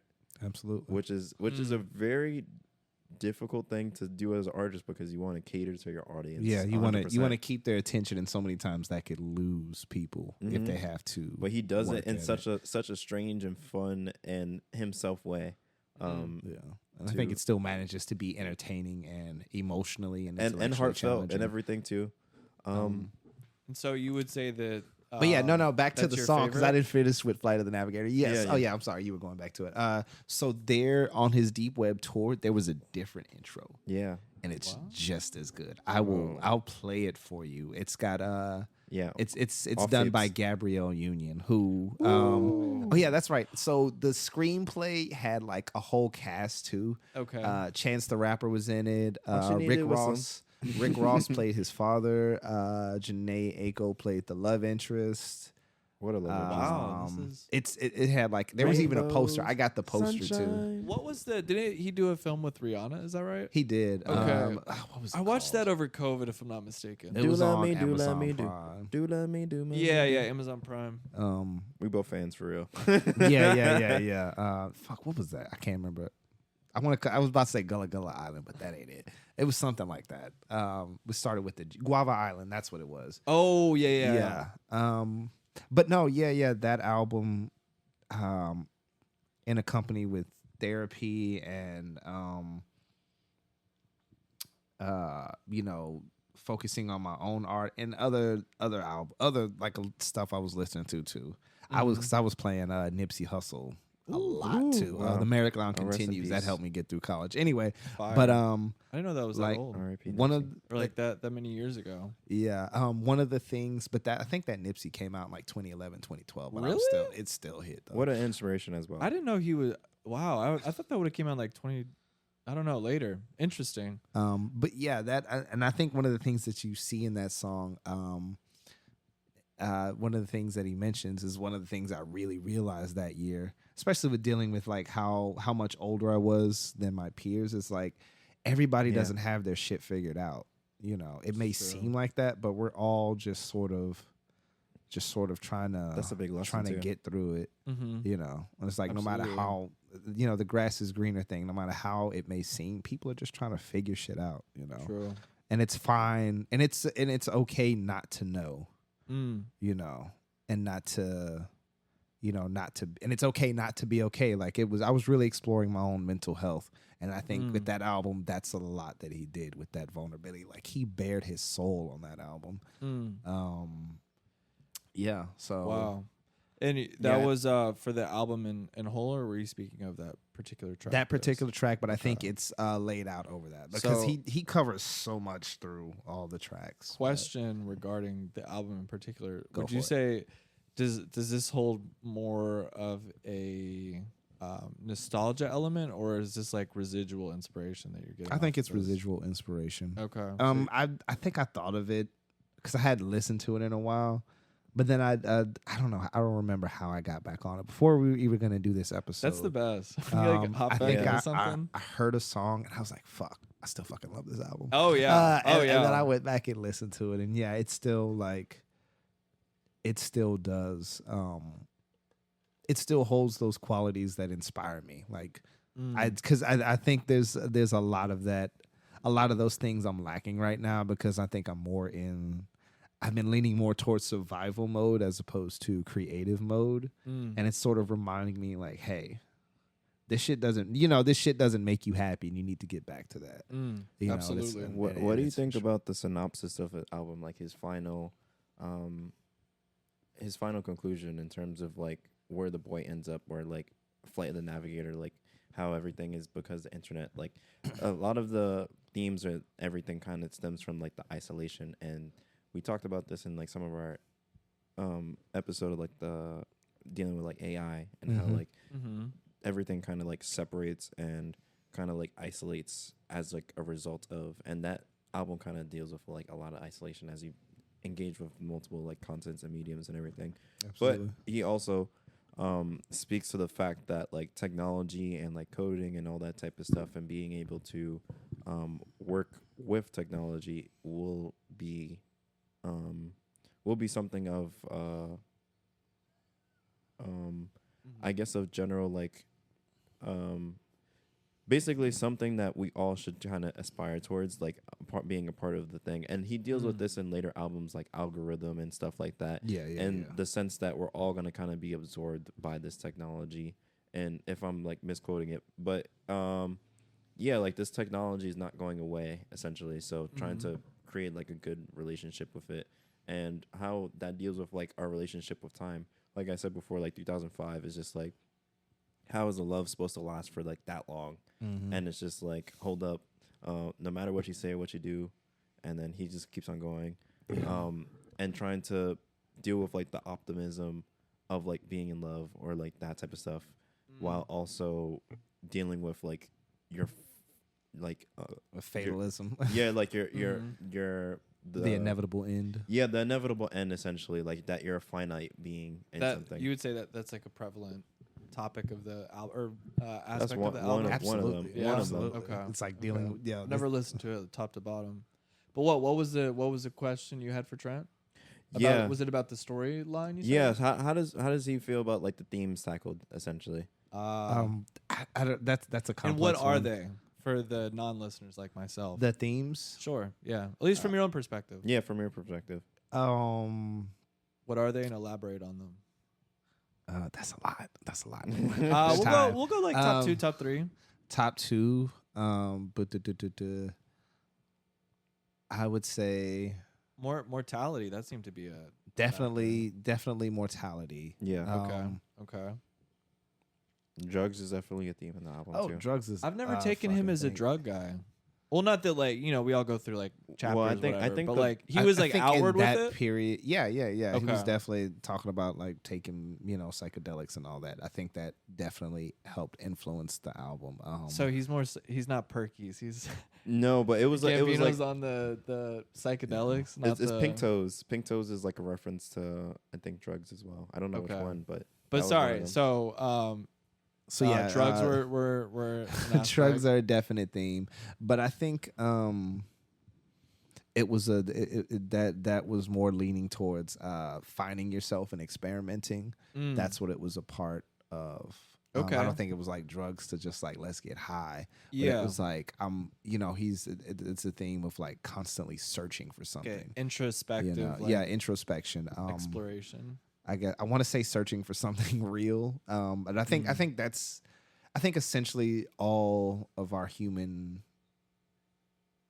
searches and introspections is for something real. Because like we were talking about earlier, when we were talking about the I don't know, did we say this off mic when we were talking about the break bars and all that? Break bars. Like what was it? The rooms where you go in there, you break. Oh, shit. yeah. Right, yeah. But it's like We were because on the we were my explanation was that for that was, we in society we feel so repressed. We always have to be a certain way, and sometimes that doesn't feel real to us. So I think that's what that's kind of what that is, going in and breaking shit. It's like I have so much inside me that I have to keep inside. But that's bringing it back to the album. I think that's one of the things too, the introspection. A lot of existentialism. Yeah, feeling what does it mean to be alone, and what does it mean to be lonely? Yeah, and knowing the difference. I have as a well. quote. I have a quote. Let's hear it. Everybody's like, it's a love song. This is in reference to 2005. Yeah, It's kind of an existential thing. I'm just really scared of being alone, and that's definitely It's and- interesting because it's put in such like a melodic yeah. like But you don't until it's like spoken word. Shout out to Outkast. I think, shout out to Outkast. But I think that's the Hey, yo. cleverness of the album. Absolutely, Like because a like lot an of- 8-year-old's listening to Yeah. no Yeah. pun intended, but Yeah. like literally like or like Because what little a- Sage is listening. what Yeah, I'm little saying is Sage, like like, you could starter. be in the car with your parents like listening to that. You know what I mean? And it's yeah, like you won't get it. yeah, or unless you yeah, dig exactly. deeper, It's like you Hey know? Ya or It's like, something. wait a minute. Yeah. What the fuck did you just say? But so- no, I think I think that's one of the cleverness of the album, because that's sort of parallel to life. We all have to look so happy sometimes, and being at a job where you work with people, you have to smile all the time, and no one ever sees Tiresome. how happy you are, how tired you are, how stressed you are. You have to hide all of that. You have to put it in a nice little bow, like 3005. You have to make it seem yeah. chipper. But So Hold up. any what was the questions? before we Before we move on. yeah, I would say because Christian, He's I down. don't know what he has up his Yeah, sleeve. I'm Yeah. excited to see what Chris. All I I can have- say I have- is I have a duo. I have a duo. probably- Oh, it's probably music. Oh, definitely. Okay. Actually, yeah, that goes Definitely. without being said. Yeah. But at least my last question would be like the overarching main narrative that hits home for you, and just like a further elaboration on that. But Christian, if you Oh, have and anything how did it else. save you? Oh, okay. And how did final it save final you? thoughts. Final thoughts. Yeah. Okay, we so can say how did all it of it save saved you? you. But so okay, what was the Mine what was was your question? it really ties into Christians. Just like what my question was, what's the biggest element of it? And I mean, the how did it biggest save you? element of it was the vulnerability. I think it didn't like. I don't know. It's funny though, because when I wrote it because I was working on a photography project, and I wrote like all of my before you do projects, you have to write about it. Yeah. And you have to describe your project. And I was like, on the final phase of my project, I was like, fuck that. I'm gonna write this poem, and I'm not gonna actually explain it. Ooh. And then after this, my teacher pulled to the side to ask me if I was okay. Oh, shit. Whoa, is this still It was- around? This yeah, I poem? still have the poem. I still have the I poem. got it. Uh, Bonus content. Damn, I should have brought that. That would have been Bonus content. Wait. Let me see. Yo, if for it's on my- Patreon it might For, be- for Patreon. Oh yeah. Wait, shout it out might to- be on my Flickr. Let me see. We gotta make it. We're gonna have a Patreon soon. So I'm excited. Wait a minute. you could, although you could tie that into how it saved you, keep that in mind. While Christian's cooking over here, are you researching right now, Christian? Oh, I'm just looking at. You know what's amazing to me, which I think What's is up? a beautiful thing. A lot of, especially with Childish Gambino, but just artists in general, when they have an idea and it's not like fully fledged out yet, they leave like little inklings of the idea, or like refer back to the idea as they progress as a person. And I feel like that's a really, really like awesome thing that artists do. Like one of the songs on the album is Earn, URN. And Earn is like one of the characters that ends up being Atlanta. And it's Earn as like, I think he once described it, or somebody described it in a video. Sorry, I can't find his references, but basically Earn is like where you end up after you're cremated. Yeah. But everybody has to earn the money. So it's like the tension between having to earn something to survive, and then the final state of having earned. So you basically Wow. earned it all. So It's in also short for earnest. Yeah, for earnest, for and having in what it. contextual ways did he interweave those? So yeah, Character names, you said? And Yeah, then so also the- previous lyrics? previous lyrics. So like he has a song titled "Earn," and Okay. EARN? like URN. URN. Oh, that's how. URN. Okay. So this okay. is like that album like that. Okay. So like the lyric, like a snippet is, I watch them all pass by the moon and stars. Let me hold them in my arms forevermore. These cold nights, the park is ours. Standing by the side, let you go on. Yo, that has that song has like a video too, but it's kind of like it's tagged on at the end of another video, and it's really cool. Like there's like a little interpretive dance with that. Damn, we didn't even really get into the videos because I had a lot to say about that. But yeah, I feel, it's cool. I feel like we could just tap back into this topic because it is something that like I feel like will inform us as we go on because we definitely have several media interests. So I feel like as time goes on, you know, these I feel like these episodes are gonna be very thematic, like retrospectively. Yeah. For sure. But all right, I'll cut mine here, Okay, and okay. then we'll talk about Christians. Okay, Where you at with yours? we have LMG on break right now, so it's gonna be secret. Okay, thing. So we can. we're gonna have a secret introduction show. I'm gonna get the two piece. So the two piece. the two piece is gonna be like your reaction and then his reaction separately. Okay. Okay, so I'm going to be speaking about two pieces of art that like influenced me very heavily. Okay. Also made in the 2010s.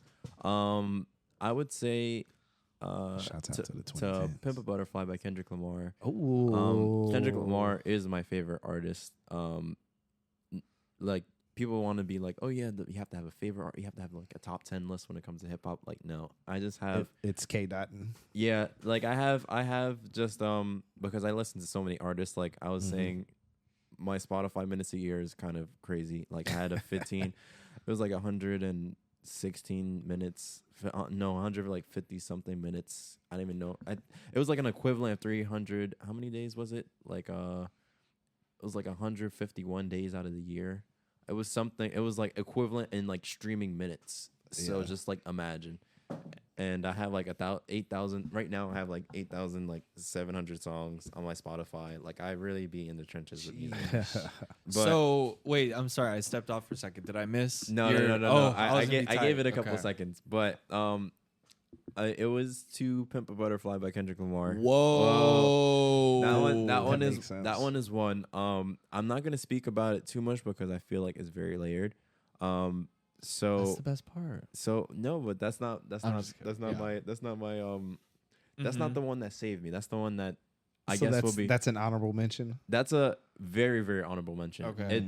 It didn't. It's kind of like the situation where it doesn't because I revisit the album obviously, and I feel like it informed my moral character and how I look at everything in the world. So well, and how I approach certain things. So it saves me. So it's a continuing type of thing. But the art that I will say saved me for a particular time period is the Sun's Tirade by Isaiah Rashad. So Isaiah Rashad, I have seen this man at a meet and greet like outside the Soho, like the shoe store. I forgot Which one? Soul Sage or something. Okay. Yeah, I think it's Right like there on Lafayette? Yeah, right on Okay. Lafayette. So like we're really close to it. But yeah, I went to a meet and greet. I saw him in person. Like I went to his concerts like several times. I went to the concert. I don't remember. It'll be crazy if he hears this in the future. But I went to a concert. It was on the rooftop of I think it was like Pier 17, wherever that venue is. And yeah. So then he brought SZA out. What year is this? This was I think this was last year. Where was he performing at? It was I think it was like Pier 17. Isn't- Don't quote me. I think it's like it's over on the pier. I just remember it being a Wow. rooftop. It And sounds like intimate, like a smaller venue. It 'Cause was- she's doing like Madison Square Garden, isn't she? Yeah, she did. I was at a show at Madison Square Garden. Okay, so you saw him? Yeah, so I saw him over there, and then he brings SZA out, and then lightning strikes. It sounds like Josh Charnett, but yeah, she's like all over. They have like the best features together. Like whenever she's in his discography, whether it be Heavenly Father, whether it be Stuck I'm in the familiar with Mud. that song actually. Yeah, Uh, both of those. Well, okay. Those yeah, are the two I'm familiar with. Yeah, Right. beautiful, beautiful songs. So Yeah. that body of work in particular, huh? Yeah, so I love his whole discography. Like I can spit it front to back. Same thing with Kendrick. Are you familiar with this album, Trent? I am not. Ooh. I'm not. This Oh, is news to dude. me. You're making me want to go Oh. Dang, listen to it. I should have. Yeah, like we should have So listened to funny everything. thing was this album came out in 2016, and at the time I was 15. So I listened to it for because first Kendrick's on one of the features, probably one of his best features. He's like, how many flows can you do your thoughts convey? How many souls do you touch a day? And like that's just like a snippet of like just the genius of this album in my opinion. Yeah. But yeah, Kendrick was on the Says- album, and I remember being in the library. I was like a sophomore in high school when the album came out. So like a lot of the feelings of the album didn't hit me yet, so I had to revisit it at a later date. But yeah, I remember being in the library with my friend Michael, and I was just like, wow, this features Shout are out, beautiful. Shout out to Michael. Yeah, shout out to Michael. And how old was Isaiah Rashad at this time? Let me see. I don't even know. Maybe like 23 or something. That's the total. No, he's blind like he was- guess. But how old is Isaiah Rashad now? He was like 91, I think. so you said it didn't immediately. Yeah, that's why- so it was something that I had to revisit at a later date. But why do you think that is? Did you have that? Or yeah, why do you think that is? I feel like music hits you when it's supposed to, and music finds its way to you. Did you have the conscious thought at the time, like, not right now, but I'm gonna come back to this? Oh yeah, no, really? no, Like, yeah, this like, is gonna yeah. hit. yeah, later. like when I listen to music, I usually don't. People are gonna get on me for this, but I don't listen to the whole album in one go. Trying to take that personally. Not at all. I Okay. mean, No. it's honestly a blessing if you listen to the whole album. People don't consume you do whole too. albums. Yeah, I anymore. listened to the full album when You I get feel around like to it. yeah, I get around to it. Okay. But I feel like I take each song and just delve into the world of that specific song and just like really, really hone in that song. And then that's why I remember so It's- many lyrics too, because True. like I just sit in that song, I memorize the lyrics, I listen to like the instrumental. Is and that shit really like- a checkbox along the way? yeah, it's like all right, lyrics then or like instrumental, just a vibe, lyrics, then dive into it and then just study and then just No, study. that's Listeners, amazing though, if- because it yeah. sounds like you absorb the entire thing, like you take it in sections. Like I'm not gonna move on until this is done. Like I Yeah. have Yeah. this. Like yeah, that's it's basically dope. like satisfied by the individual thing. Then I look at like the whole album. Then I do the same. Then I listen to the album as a full thing, and then I look at like how does this work cohesively as a thing, and then I look at like how they promote it and stuff. That's why I'm like, that's why like I have all my Wait, 8,000. the last stop is what? And Like- how they promote it? How they promote it, how they What does that mean? So how they share their art. So Okay. like Whether it be basic- like on Instagram or through Like music video album or, rollout or what do you completely. mean? album rollout, like the ethos of it, how don't they pay treat their work, attention to how that. music videos, like all that How type of does- stuff. How does somebody roll an album out really? So Like, I'm same- honestly so naive to that entire So same way, process. there's so many different ways. It seems like you just like promote on social media now, or there's like a lot more to it, or Dep- how does it go about? I mean, okay. I'm sorry. Yeah, Go ahead. no, it depends on your resources. Honestly, so it's let's say if like a label backs you, some people have like short movies that come with it. Some people have screenplays. Some people have like there's so many okay. there's so many ways to create your art, and basically like you create a world. And yeah, sometimes it's just like the interviews you do. A lot of people do freestyles like on their way as they're releasing albums. It Okay. really is so varied. So you go it's on the just Breakfast Club. yeah, yeah, you go a on, lot you of go people on the do breakfast. interviews. Yeah, you Like, do that's interviews. kind of the standard way. Yeah, you do interviews. Ah, You I just love interviews. Yeah, Yeah. exactly. Like you have to promote your own stuff, and then some of it is just like an investigation to the artist at the time. I like those interviews, but I like hearing like the Beats interview. I forgot the gentleman's What name. a But he does a lot of like review. Like it's basically like I think it's Zane Lowe from that Apple Music? Yeah, Apple Music. Yeah, he does like a lot of the artist interviews, and he asked them about the art Do exclusively. you, really you well. like him as an interviewer? As an interviewer? Yeah, he gets Okay. some good Okay. stuff out of He had a good conversation with I think it was Haley Williams of Paramore. Oh That wow! one I remember, and he had another good one of Tyler the Creator. Oh, wow, I remember that okay. one because I was on the steps, and he just really investigated the art, and you can tell he loves music and just loves when an artist is able to put something forward, and like that love translates. He does. Yeah. He. You could tell he really listens to the music. Yeah, and that's why I was like, you could. Game recognizes game, like, You like, know. I was like, I was And like, you got it. that's really interesting. I never heard you break down how you listen to an album, but for our listeners as well as just us in this room, I know I've recently been accrediting you with the importance and like the actual art form of Writing lyrics. songwriting. Yeah, and now I like Now it's actually addictive, right? Listen, yeah, it is. Yeah, and It's it's very like, addictive. because yeah, again, you can get caught up in like the melodic whatever, but Mhm. yeah, really like thinking that somebody took the time to write these lyrics specifically. Again, Yeah. been on a Beatles deep dive, like the White Album, Mhm. like. Oh my gosh, yeah. Some of that lyrical content is like, yeah, it's really interesting and it's so Yeah. insightful as to who the person is. Yeah, and it's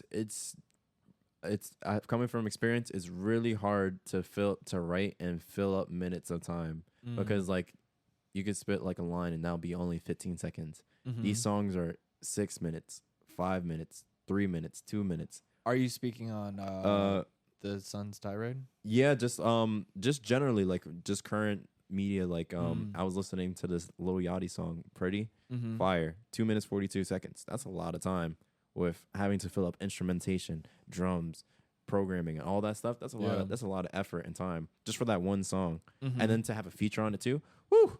You have to coordinate, like even just to meet up to record the podcast. We have to like Mhm. coordinate and do a lot of planning and a lot of stuff in the background. So just imagine how much work it takes just to put an album. Like it's a whole. It's like having people describing it as like having your own baby. Like it's like Yeah. it's Pretty much, dude. it's basically like, oh my gosh, I have to nurture this thing. I have to make sure it has like its thing, or like a bonsai tree is something that you Mhm. constantly have to tend to for a lifetime. And even then you reflect back on it.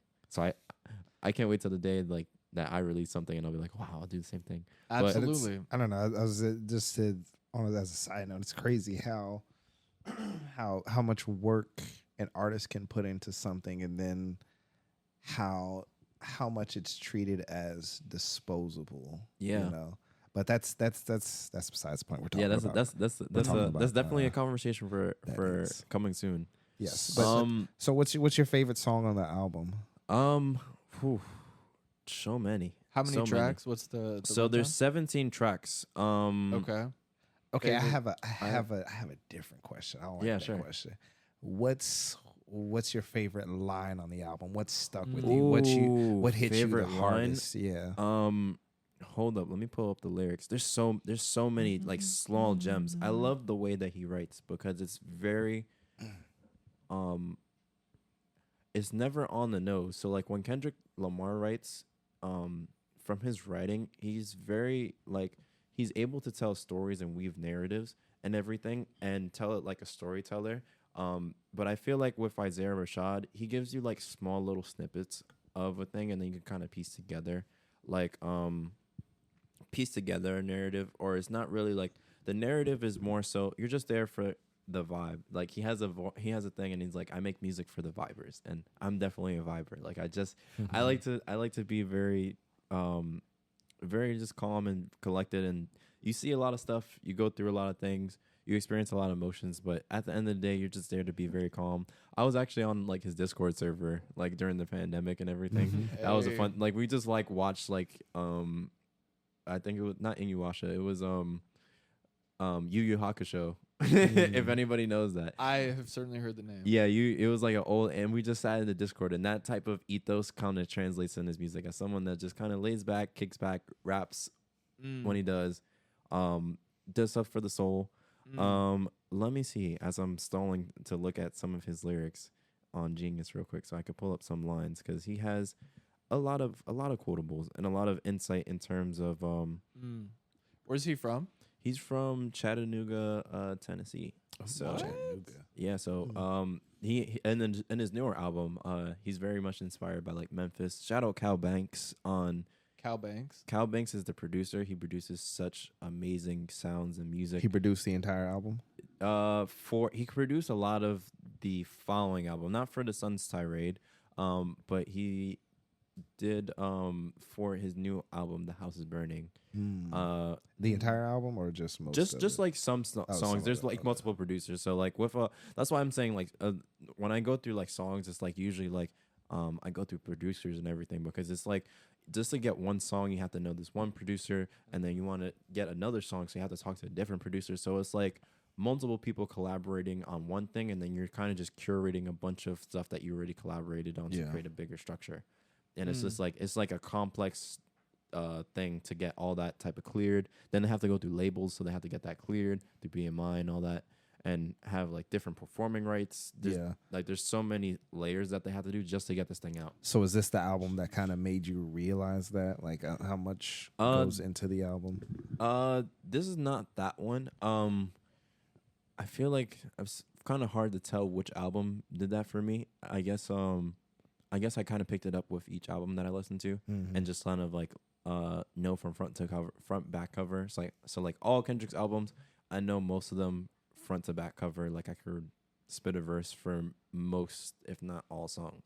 What's the name of the album? This is The Sun's Tirade. I love the cover too. You're gonna love the tirade. What does that album title mean? He said in an interview that it just means just a really, really long day.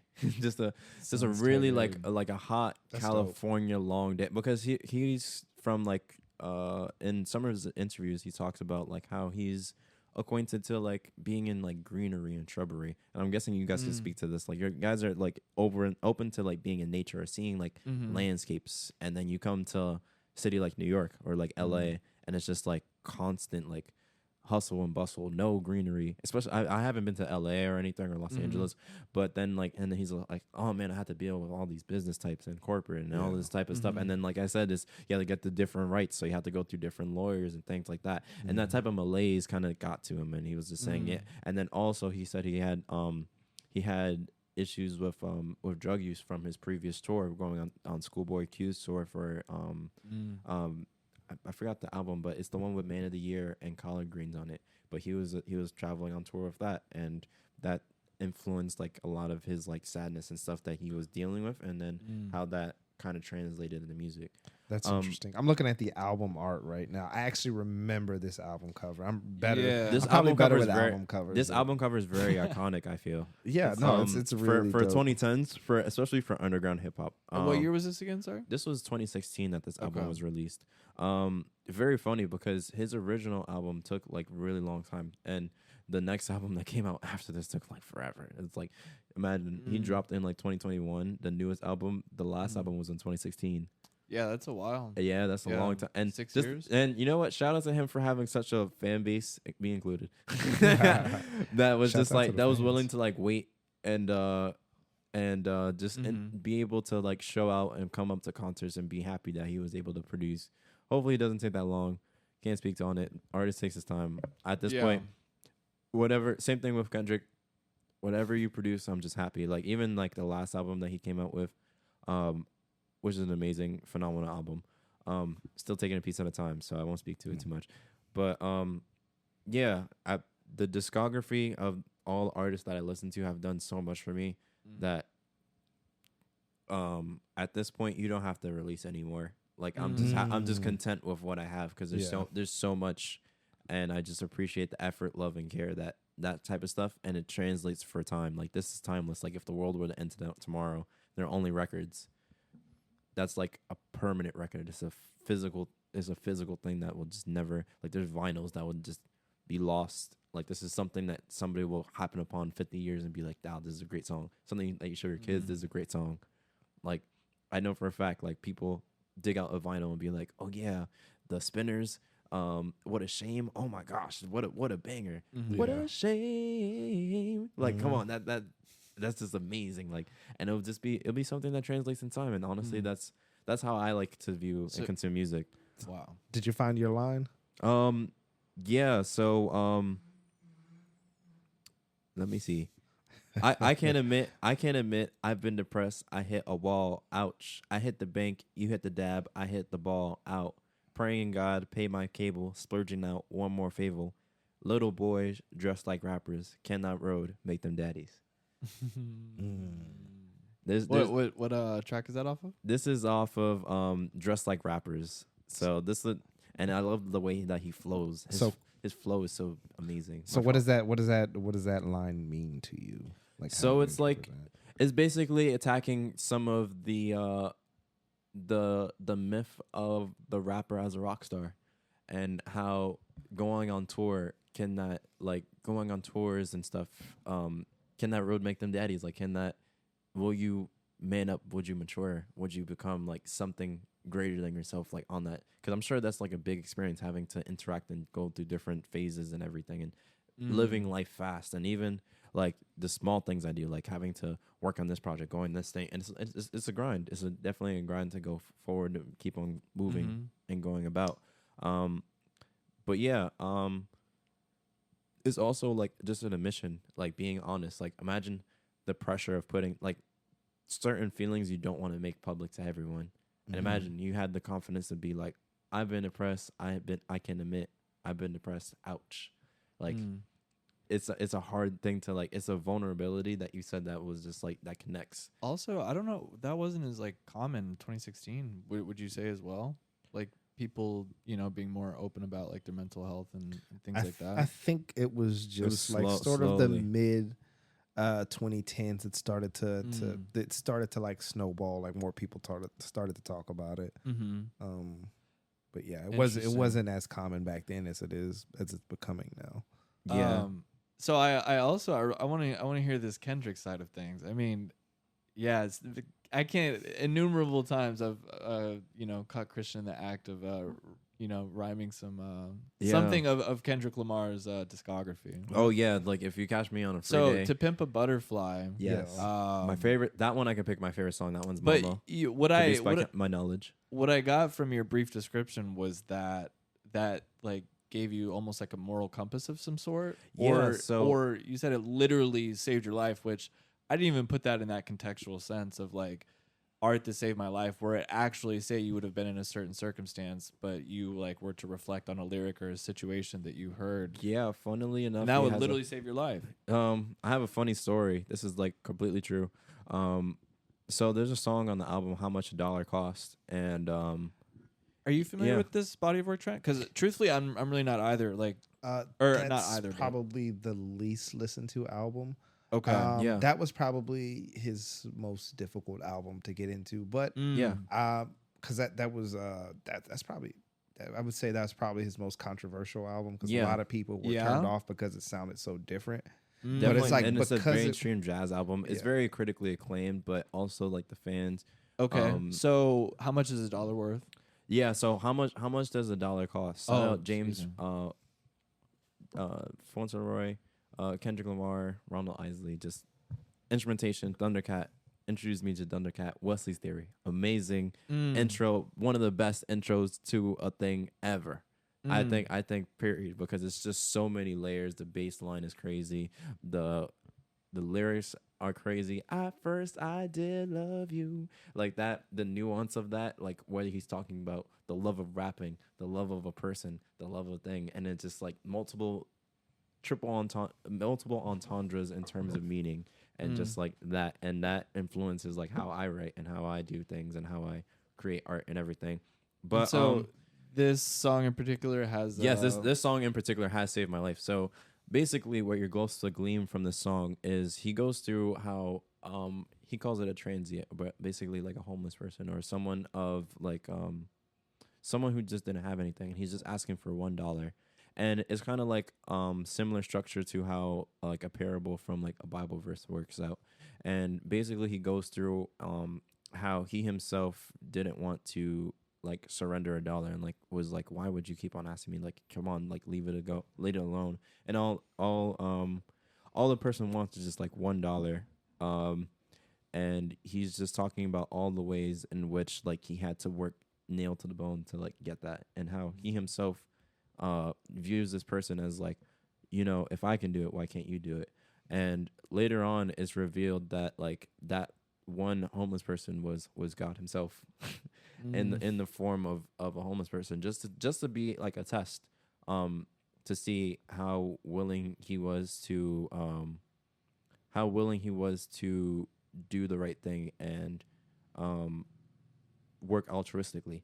And that song, he ends up failing, which is a crazy thing. So he ends up not giving the $1.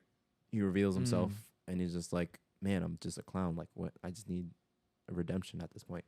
Which leads into Mama, which is then, Mama is a reference to Africa itself, and how he has to return, how he took a trip. He did take a trip down to Africa. Rather cliche thing at this point, but people go back to Africa and be like, oh wow, I found the homeland and everything. But it's definitely a question of of intention, or a question of how someone views themselves in relation to like where they from the diaspora. Like my family comes from like the Caribbean, and obviously I know how they ended up there. So it's just like a relationship with where does your ancestry come from, where does your identity come from, where does all that type of where does all that like energy kind of transfer from, and trying to connect with a past and deal with like colonialism and deal with all the isms that are like from society generally. Mm. But yeah, so in the song Mama, he goes back and it's him trying to observe and being called it's a new call of action, which is like, how would I spread this good message and basically like spread the gospel after having been humbled in how much a dollar costs. Now, I bring up how much a dollar costs because literally I was on a train one time, and just like my insight, just to kind of take it back. Just be more altruistic, and you never know. I'm usually pretty giving person. I usually keep it on the low. I don't usually keep it on. I don't usually brag about like having giving a homeless person like $1 or something. I think that's very personal. But yeah. So one time I was on the train. This guy, he was asking for $1, so I was just like, you know what, whatever. Just gave him $1, and yeah. So then he pulls out a knife on the train. I tell this story all the time. He pulls out a knife on the train, and he's just like, he swings it like this. I'm doing like a little cyclical motion, but he goes like that, and he's like, man, I would have had to stab somebody on the train if I didn't get this $1, but thank you, and then just dips out the train. And I was just like, wow. I was just like, What? wow. That's fucking intense. Yeah. Where Like, were you? What line was it? this was the 5. This was the 2 line, I think. Okay, Two line. Was it like late at night or? Were you No, headed this was uptown? like broad. This is heading into work. What? Yeah, heading into work. It was like an early shift. And I called, and I was just like, wow. Yeah. But like little things When like that. was that? I don't remember. It's like 20. Had to be like 2020, like fall or something. It was like, I don't even remember the time. It was definitely Oh my like, God. I remember like the place where we work being like completely empty that day. So but I don't think there was like, Wow. you know how the pandemic, there was like a lot of nailed up stuff like in the area. Mhm. So I don't think it was like that. So I think it was past that point, but some Wow. relatively recently. But yeah, That like is- I know, just like experiences like that, and it's just like, you know, art saved my life, just being altruistic. That's a literal case. That's a literal case. Hey. literally. That's Wow. that's a literal one. But just that shows the importance of art in general. And I see it all the time when we talk in like the podcast, or whether we like talk generally. You never know what you put out, how it affects people in the different ways that you do things, and that like gives insight in how you should create. And I feel like you should create from a place altruistically, and yeah. And I love like the technical aspects of things. Like you can hear me like, oh yeah, I love the flow. I love the way he converts like the cadence and the way that they did the mixing and the tracks. But at the end of the day, they made something that made me feel something. And I feel like whether it be like in the photography I do, or like in the music I want to do, in like the pages that I write, the poetry that I write, any project, just to make somebody feel something, or make them feel something is one. And then I think you get mastery when you make them feel the desired thing that you want them to feel, at a particular like set of circumstances. And I feel like as time goes on, just being able to add different layers and everything just lets you as a person like fully like express that. And I feel like a lot of expression is an outlet for like feelings and coming to term with yourself. And yeah, with the Isaiah Rashad album as well. Before we Hold on, one second. I want to go. Oh my God, I know I picked 2 complicated albums. No. I want to go back to that because that's why I was on my phone. I was searching. I don't remember it. Oh God, I think it's a to make a connection. I think it's a Bible verse where a guy is waiting on God, and he gets like a visit from like 3 strangers asking for food, and they're like, And he's like, no, I'm saving this for Jesus or whatever. And Yeah. then at the end, it's revealed to him that all those strangers were Jesus. He's like, I came to you 3 times and you didn't share. Oh my God. Yeah. I already know who's gonna chew me out for not knowing that. But Yeah. fuck. But it's okay. We're off the dome in this, no notes. Very Truthfully. but you know, doesn't have to be perfect, it has to be heartfelt. Absolutely. But yeah, so with that, a lot of that's what I'm saying. Artists take from a lot of inspiration, like we talked about in the AI episode, like like AI machines and deep learning, they take from a repository, and basically like we are as artists take from repositories and pools of knowledge that we come from our experience, and then create something completely new for ourselves. And that's where like a lot of our art comes from, and a lot of like things like even with the James Dean thing, you were like, wow, it's a finite thing, but it's a wealth of knowledge. It's like it's a repository of art. But same with you, it was just like there's so much content, and it was just like I can explore this world forever, and like with unison of different type of topics and everything, I can glean this type of insight and knowledge and everything. So I was just like, wow. I see For the Squad lyrics. Yeah, For the Squad. I love shout out the music video. It's I felt this a lot of times, but it's basically like it's a music video. He's just on the boardwalk. I think it's with his one of his children, or just the actor, like for just purposes, just to make it make sense. But yeah, it's basically like the value of each person on the boardwalk is like left on top of their head, and it's just like how much money they have in like their pocket, like at the given moment. And I think he's walking around with like $0, but he's just chilling with his son, and everyone's just like has more wealth. And then he's just like, I've seen that, and it's very like it's just very just walking about. It's very simple video, just walking about, and it was just like, you know, it reveals to you know, that you can have fun regardless of the amount of money, and also like how he felt during the time, like, man, I was like dead broke, and it's just like trying to.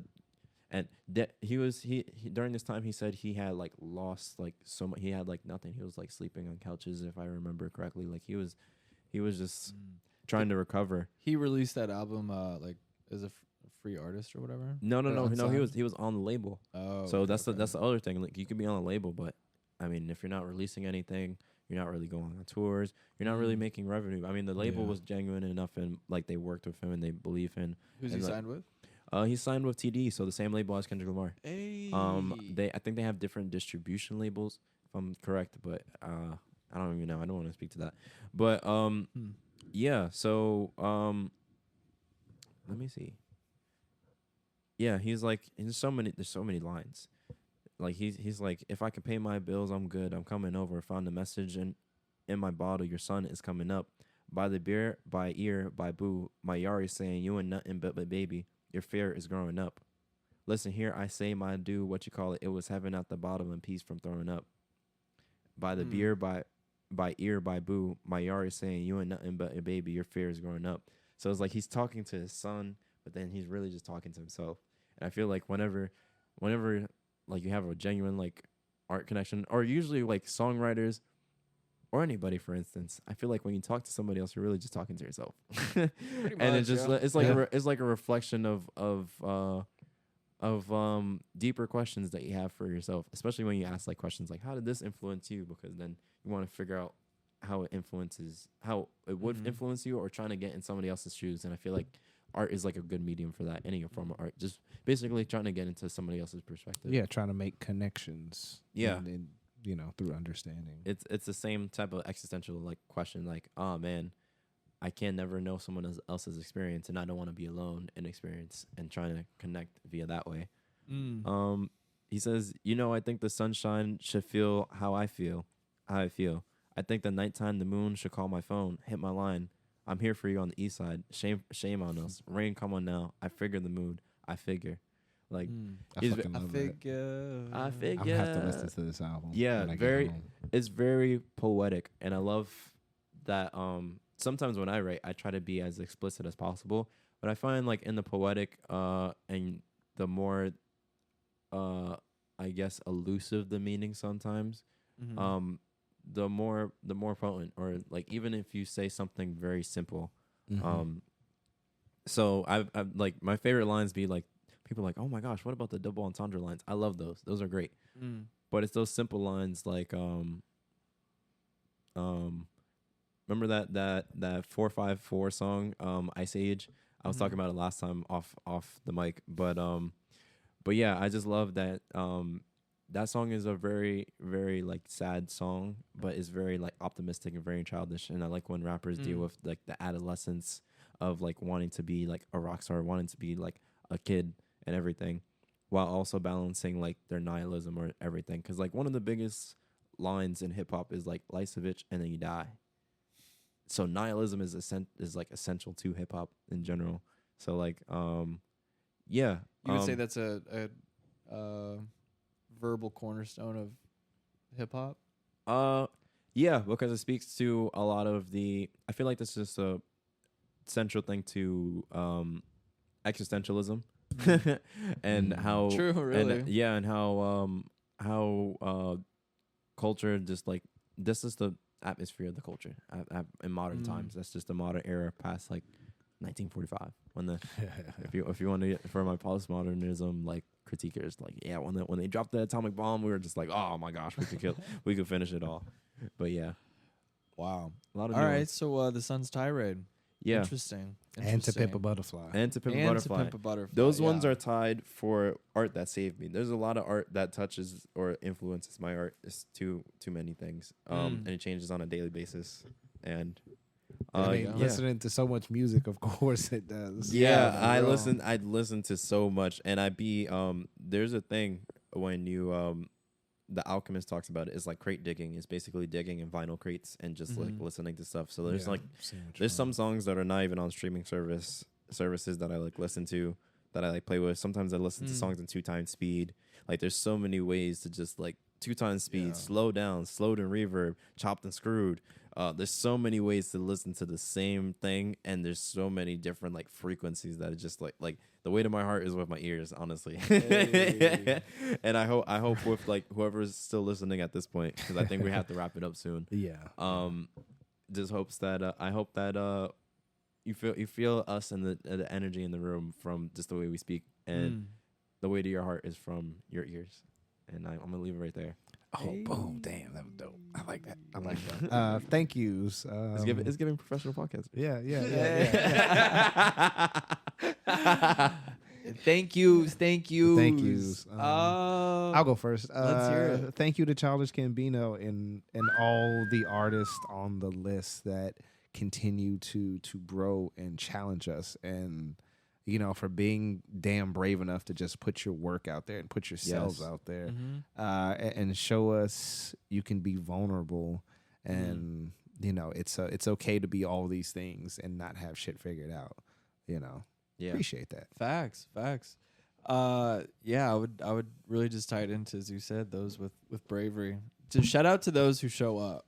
Think if Childish Gambino never showed up to that photo shoot or to the music video that is on your shirt, you know. If James Dean never showed up for the audition for Rebel Without a Cause, and if Isaiah Rashad never showed up to, you know, whatever endeavors he was in at the time. Yeah. So that's my my shout out and thank you. Shout out to the unforeseen heroes that make it all possible. So the people that work behind the camera, the photographers, the videographers, the people that we don't remember their names, but their work lives. But they were there. And They're tied into the DNA of the product. Yeah, because that they're basically facilitating the artist and how he or she or they or whatever come about in this world. And shout out to the artists too. Shout out to people being vulnerable and recruiting those facilitators so that they themselves can create a world and meaning. Facts. Love to hear it. Hey. How about this? If anybody's listening still, then you get to choose exactly what we talk about next, or a future podcast. We also You have literally we also have verbal handshake. we have an email. We have all this stuff. Like we're getting stuff together. Like this is great. Oh, yeah. We'll plug it in.